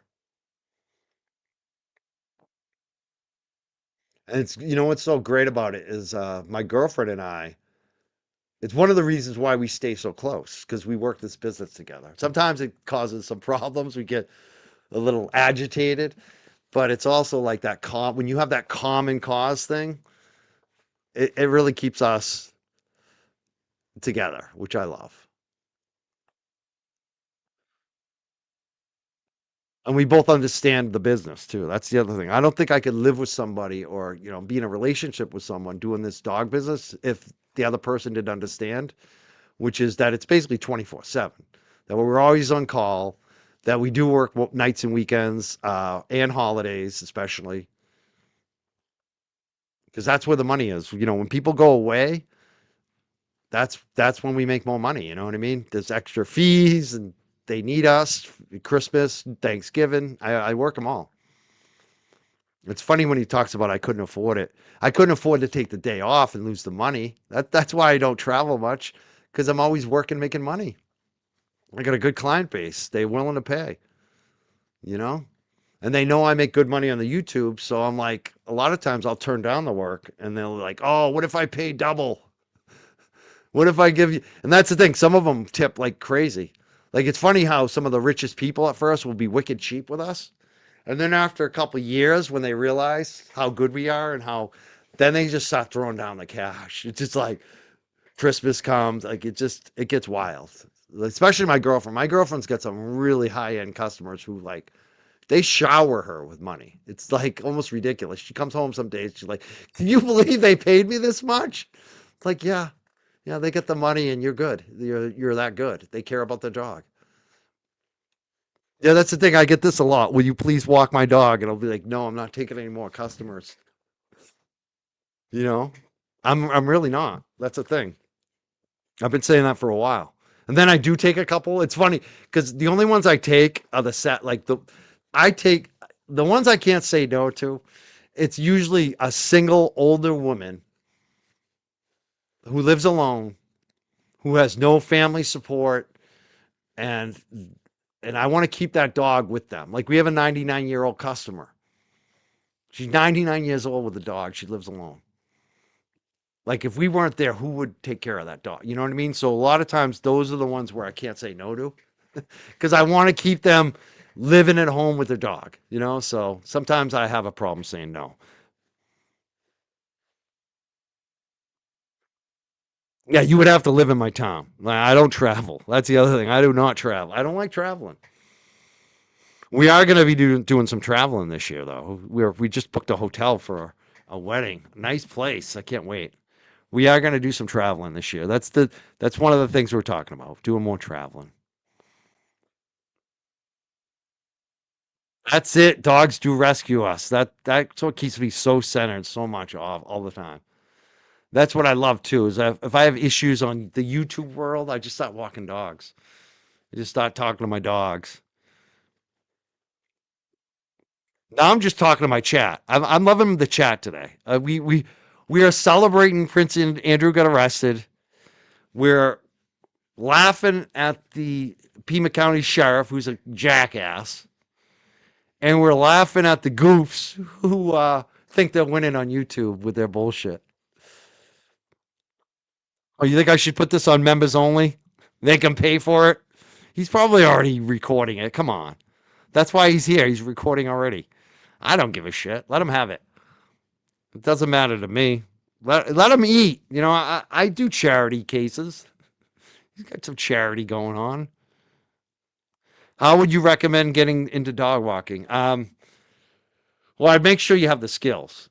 That's the big thing. You got to make sure you really have to make sure you know how to protect the safety and the health and the wellness of the dogs that you're walking. And so number one is you need to, when you meet with the customers, you need to know everything about that dog. And you need to prepare for all kinds of little things, like, the dog getting away from you. How do you handle dogs that come, all that shit. So that's the big thing I would say, more than the business angle, is make sure you got the skills. You might want to try working with somebody else who's already doing it and seeing if they need some help so you can learn the skills if you don't. But I think if you're looking for customers, an easy way is either buy someone else's existing dog walk business, because they're hard to sell, and people who have them a lot of times do want to sell them. And basically, you're just buying the customer list. Doesn't mean every customer is going to stay with you. That's what we did. We still didn't have enough customers for 2 people. And so what we really did is we created a little postcard with our dog on it. And we went to the town hall, and we got a couple streets over from us that we liked their neighborhood. We got all the dog licenses in that neighborhood. We had the town clerk. We paid the town clerk a certain amount of money to give us a list of all the dog licenses on those couple streets. And we just started mailing out the postcards. And that's how we got our first customers that weren't referrals or that we didn't buy the business. And once you start like that, once you have some customers, especially if you have daily walkers like I do, you're going to find all the other people in the neighborhood notice you, get to know you, especially the ones that walk their dogs, and they'll be like, "Oh, I need a dog walker." And next thing you know, it's all referrals. So that's for me. I don't advertise at all anymore. We used to do a little bit of Facebook ads. We had a Facebook page. I don't do any of that anymore. We don't even keep up with any of it. It's all referrals. And now I say no. Now I'm too busy. All right. So that's how I would suggest. And make sure you have some insurance. Insurance is pretty cheap. I think we pay less than $50 a month to be insured. So if anything happens to your dogs, you have some coverage. For a while I was self-insured. I would pay for it. I have enough money anyways, but I got the insurance just in case. The insurance is pretty cheap. I think it's only like 30, $40 a month actually.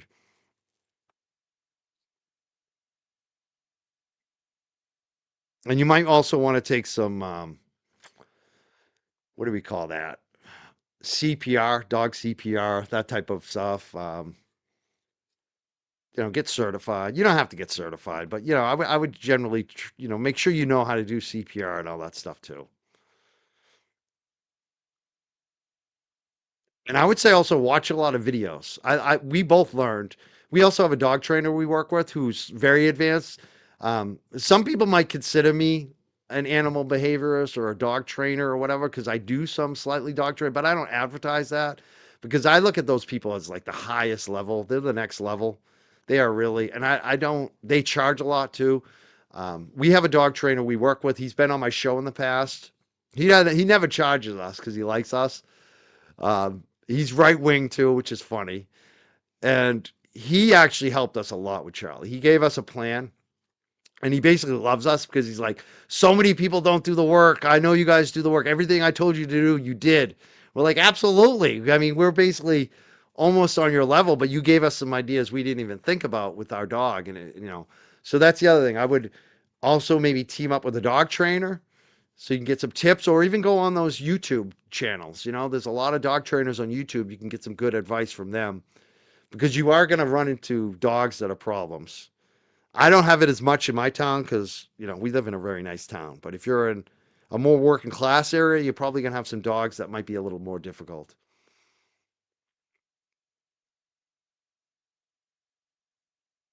That's what I would do, Galera. That would be one of my life suggestions for you, dude.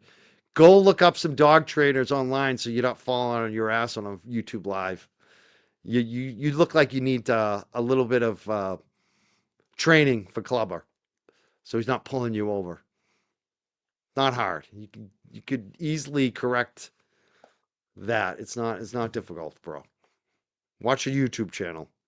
Learn something. Yeah, I do know some other dog walkers, dog sitters, definitely. We see them around town. We're friendly with some of them. However, a lot of them I don't trust. I don't even trust them with my dog. They're few and far between. I got to be honest with you. A lot of them, unfortunately, are just about the money. That you can make a lot of money in this business. We actually are not about the money. We actually turn down money. We don't we have some dogs stay at our house. We have a limit. We are very selective. We don't want to ruin our place. We have a nice place, number one. So we're very selective. We only take dogs that we know will fit in with Charlie, that won't ruin our house, and we never have like more than one or two dogs here. You know what I mean? There's a limit before you have to get. If you have, I think it's more than 3 or 4 dogs here who are customers, you have to get a special kennel license. We're never over that. We've never been over that. So we stick by the law too, so we don't have to get licensed as a kennel. But a lot of these other places, even the ones that have their dogs at home, a lot of them don't fall. They're about the money. Let's just be serious, more than the dogs. They're not worried about the health and safety like we are, unfortunately. So that's the other thing. I'd be very careful if you have dogs and who you leave your dog with. Especially those kennels. A lot of those kennels overcrowd. And I'd say the telltale sign too is your dog will tell you. If your dog is anxious about you dropping them off at the kennel every time, that's not a good sign. And that's the other thing. A lot of our customers that come here, They pull up in their Range Rover. Their dogs are living their best life in the mansion. And they pull up to our place. And the dog is so excited. They're like, I can't believe how happy Rover is to come see you again. Yeah, because they love Charlie and they love how we treat them, So your dog will tell you if they feel comfortable where they're going. And some dogs obviously are always going to be anxious when they go somewhere. I mean, we had one dog that used to get very anxious. Nobody else could take care of him. He used to bite people. He had a lot of issues. And at first, when he would come here, he would actually be anxious. It took a while. But after a while, they noticed, they were like, all of a sudden, he's not anxious going to your place anymore. So sometimes it does take a little while. Sometimes it's just the dog himself is always going to be anxious. But if your dog is never anxious and all of a sudden is anxious going to the border or the kennel, you should probably listen to your dog. Dogs are smart.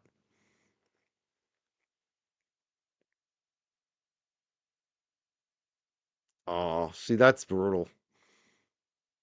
We've lost a lot of customers. A lot of our dogs will pass away. That's the brutal thing about this business is one of my dogs that I was caring for. I used to just walk this dog every day.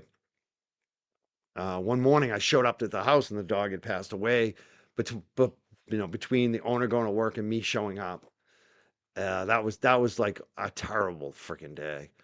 And we lose a lot of dogs, because you think if you have, let's say you have 50 customers, 50 dogs you get to know. If the average dog lives to 15 years old, you're going to lose a couple dogs every year. And that's what sucks is you get to know these dogs, you love them, and then they pass away. It breaks your heart. And the woman that we bought the business from, that's what she warned us about in the very beginning. And I didn't get it until, yeah, it's like the hardest thing because then you're walking by their house, you're thinking about it. Sometimes you're still going to the house because they have another dog. That's the hardest part is losing the dogs. And then more recently, the last few years, is we have a lot of like I said, we have a lot of elderly women customers, especially who are either divorced or more often is they're widowed, and a lot of them have started to pass away. That's hard. And then you worry about what's going to happen to the dog if the kids are going to take it. Sometimes they ask us to take in the dog. It's just that's the toughest part is to lose some of your best customers when they pass away as well, whether it's the owner or the dog. That's the shitty part. That's the only shitty part of being a dog business.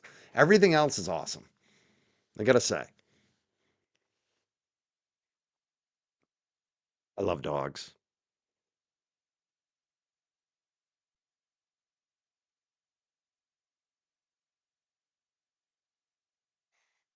Oh yeah, CBD.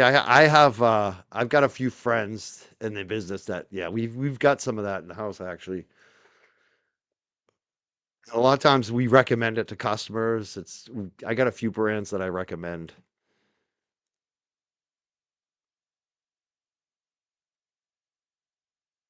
Oh yeah, you Range Rovers, you wouldn't believe some of the vehicles.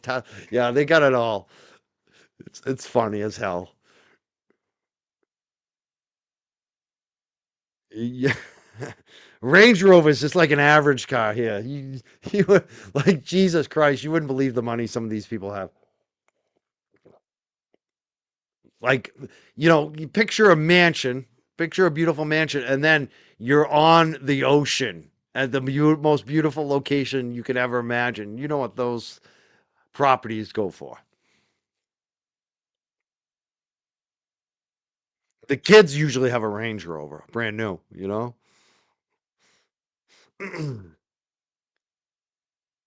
Yeah, you definitely do need some experience working with a lot of dogs, but it's not impossible, especially if you have the patience and the skills and you love it. That's the thing. If you love it like I do, you'll go on YouTube and you'll figure it out. Like that's the thing. There's a lot of good advice on YouTube from these. And also, like I said, I would work with somebody.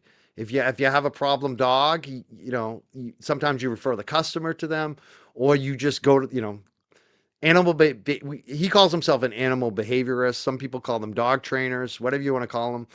But having those resources, whether you're going to YouTube or knowing someone in person, is always a good idea.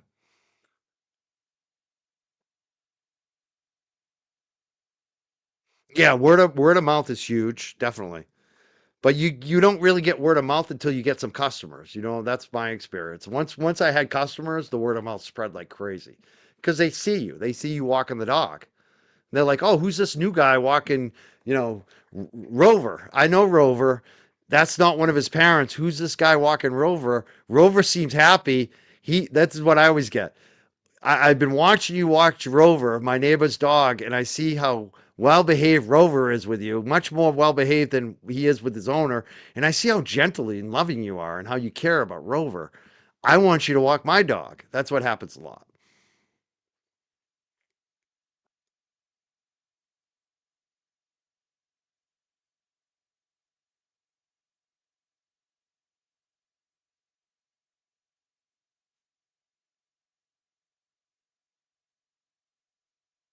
I love that this has turned into gone from a news show to laughing at Glare show to dog advice show.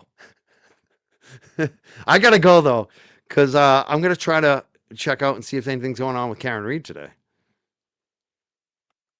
And I love you all. This you guys made my day today. Yeah, nobody names their dog Rover. I just didn't want to give out any customer dog names. I just think, Rover, rollover. I've never had a dog customer with the name Rover. I was just thinking of a name that. Maybe I should have said Charlie because that's my dog's name. I just didn't want to give out any customer dog names. I don't want anyone thinking I'm talking about that dog or, you know.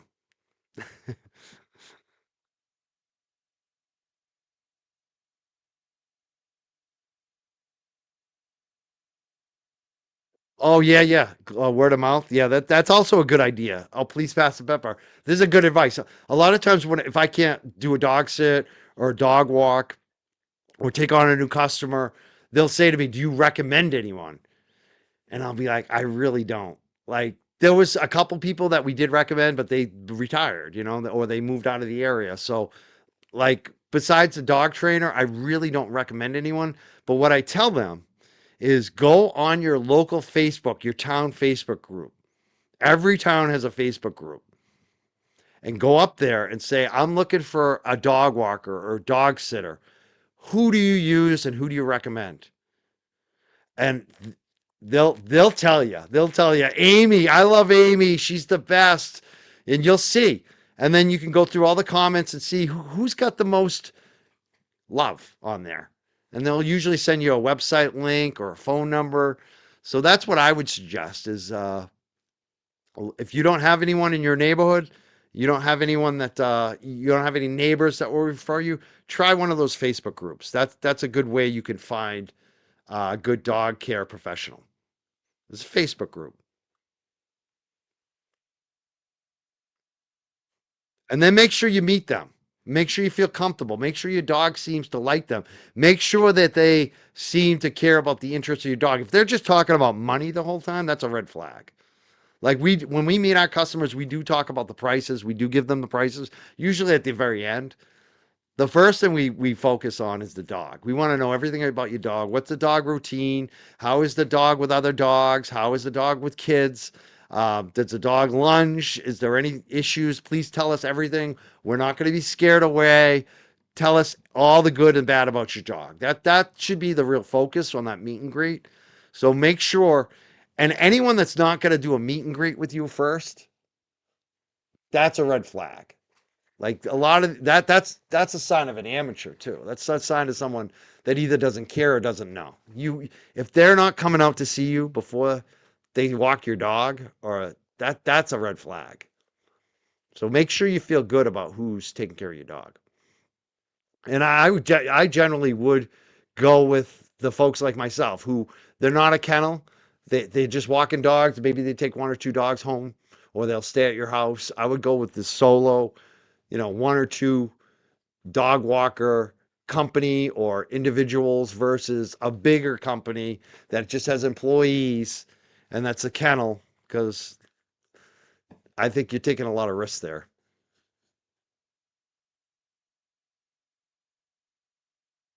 And make sure your dog likes them. I mean, that's the big thing. You'll know if your dog likes them or not. I walk into the house, the dogs are at the door. Sometimes I got scratches on my arm because this one girl, she gets so excited. She scratches my arms. And then I turn my back. It's the only thing I'm like, I need to train this dog better. She just I don't see her enough. She's I dog sit her every once in a while. If I was walking her every day, she wouldn't do that with me. I'd correct that. I try to correct her, but she's a sweet dog actually. She just got that one issue. She gets so excited.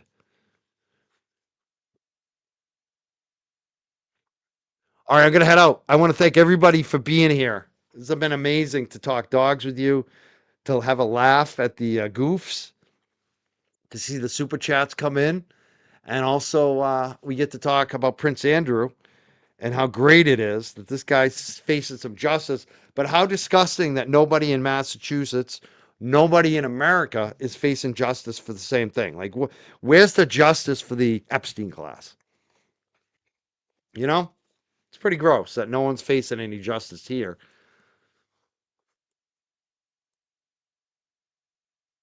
Oh, we got USA Hockey for the gold at 1 p.m. I didn't even know that. I've been skipping the Olympics, but maybe I'll watch it today. I got plenty of time. Yeah, make sure you're here 5:30 p.m. tonight for Barrett Brown. It's going to be a huge show. Hey, Barbs, if you want to, Babs, I'm taking StreamYard calls. If you want to call in real quick before I leave, you can do so. But I'm about to hang it up because I want to check and see what's going on with Karen Reed later today. But I will take your call if you want to call right now. It is pinned in the chat. And make sure everyone comes back tonight, 5:30 p.m. Oh, you know what? Before I leave, I am going to bring up, I got to do it. Today I have to do it. And I might even just leave this on while I go call the courts. I'll be watching on my cell phone. But I got to see what's going on with JLR today. Because they were giving him shit. The mainstream media and the sheriff. I want to see what JLR is up today. So we're going to throw some JLR on too for a little while. And like I said, some people don't like JLR. He's got a problematic history, clearly. He's had some issues. No doubt he went to jail. He's not a perfect individual. But I have liked how he's kind of handled himself on this. I don't know if he's starting to moderate himself. He's doing better. But I actually have enjoyed his coverage, and I'm glad he lets the other YouTubers play his stuff and doesn't complain about it. And I also like the fact he doesn't like the glare. He was right about the glare, wasn't he? JLR was right about the glare. Oh, say hi to the hubs, Dabs. I'm glad you called in yesterday. That was amazing. Oh, thank you, LGO. Leah Genduso. Thank you for the super chat. Thank you for the video too, Leah.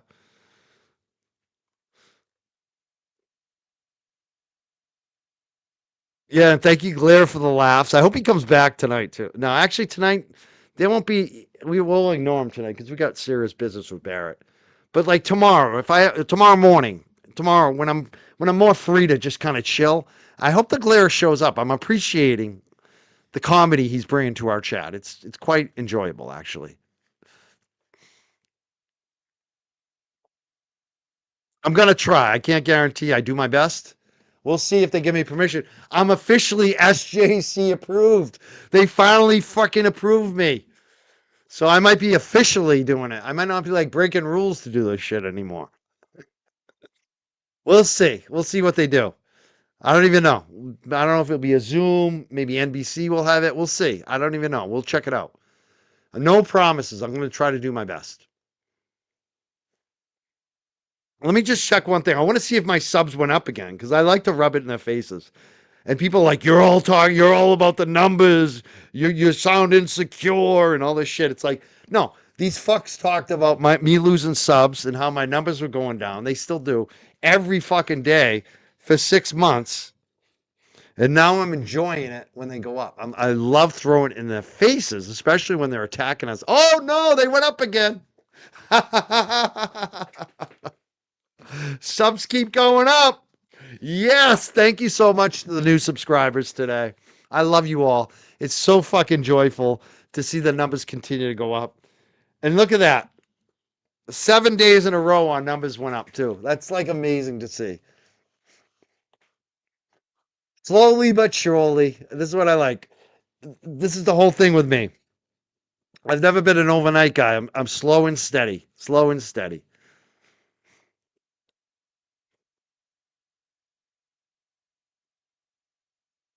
All right, I'll see you later. Peace out. Thank you so much to everyone who sent a super chat. Thank you for all the great comments. Thank you for laughing our asses off at the Galera. It's been enjoyable. I will see you soon. Love you all. Peace out. Hopefully later today with Karen Reed, and definitely tonight, 5:30 p.m., Barrett Brown. You do not want to miss this. Our truly national award-winning journalist going to be on the show tonight. It's going to be amazing. Palantir, Peter Thiel, Elon Musk, PayPal Mafia, Jeffrey Epstein, the whole thing. This guy's been calling it for many, many years, and all of his shit's turned out to be true. He's been hugely vindicated recently. He took a lot of risk. He lost a lot. He went to prison over this shit. But he's been right. Barrett Brown here tonight, 5:30 p.m. Looking forward to it. See you then. Peace out, jerks. Love my mods. Thank you, mods. Love you ladies especially. All the ladies in the chat. You are the difference. You are the difference. The ladies in the chat. I love you all. I'll see you soon. Bye.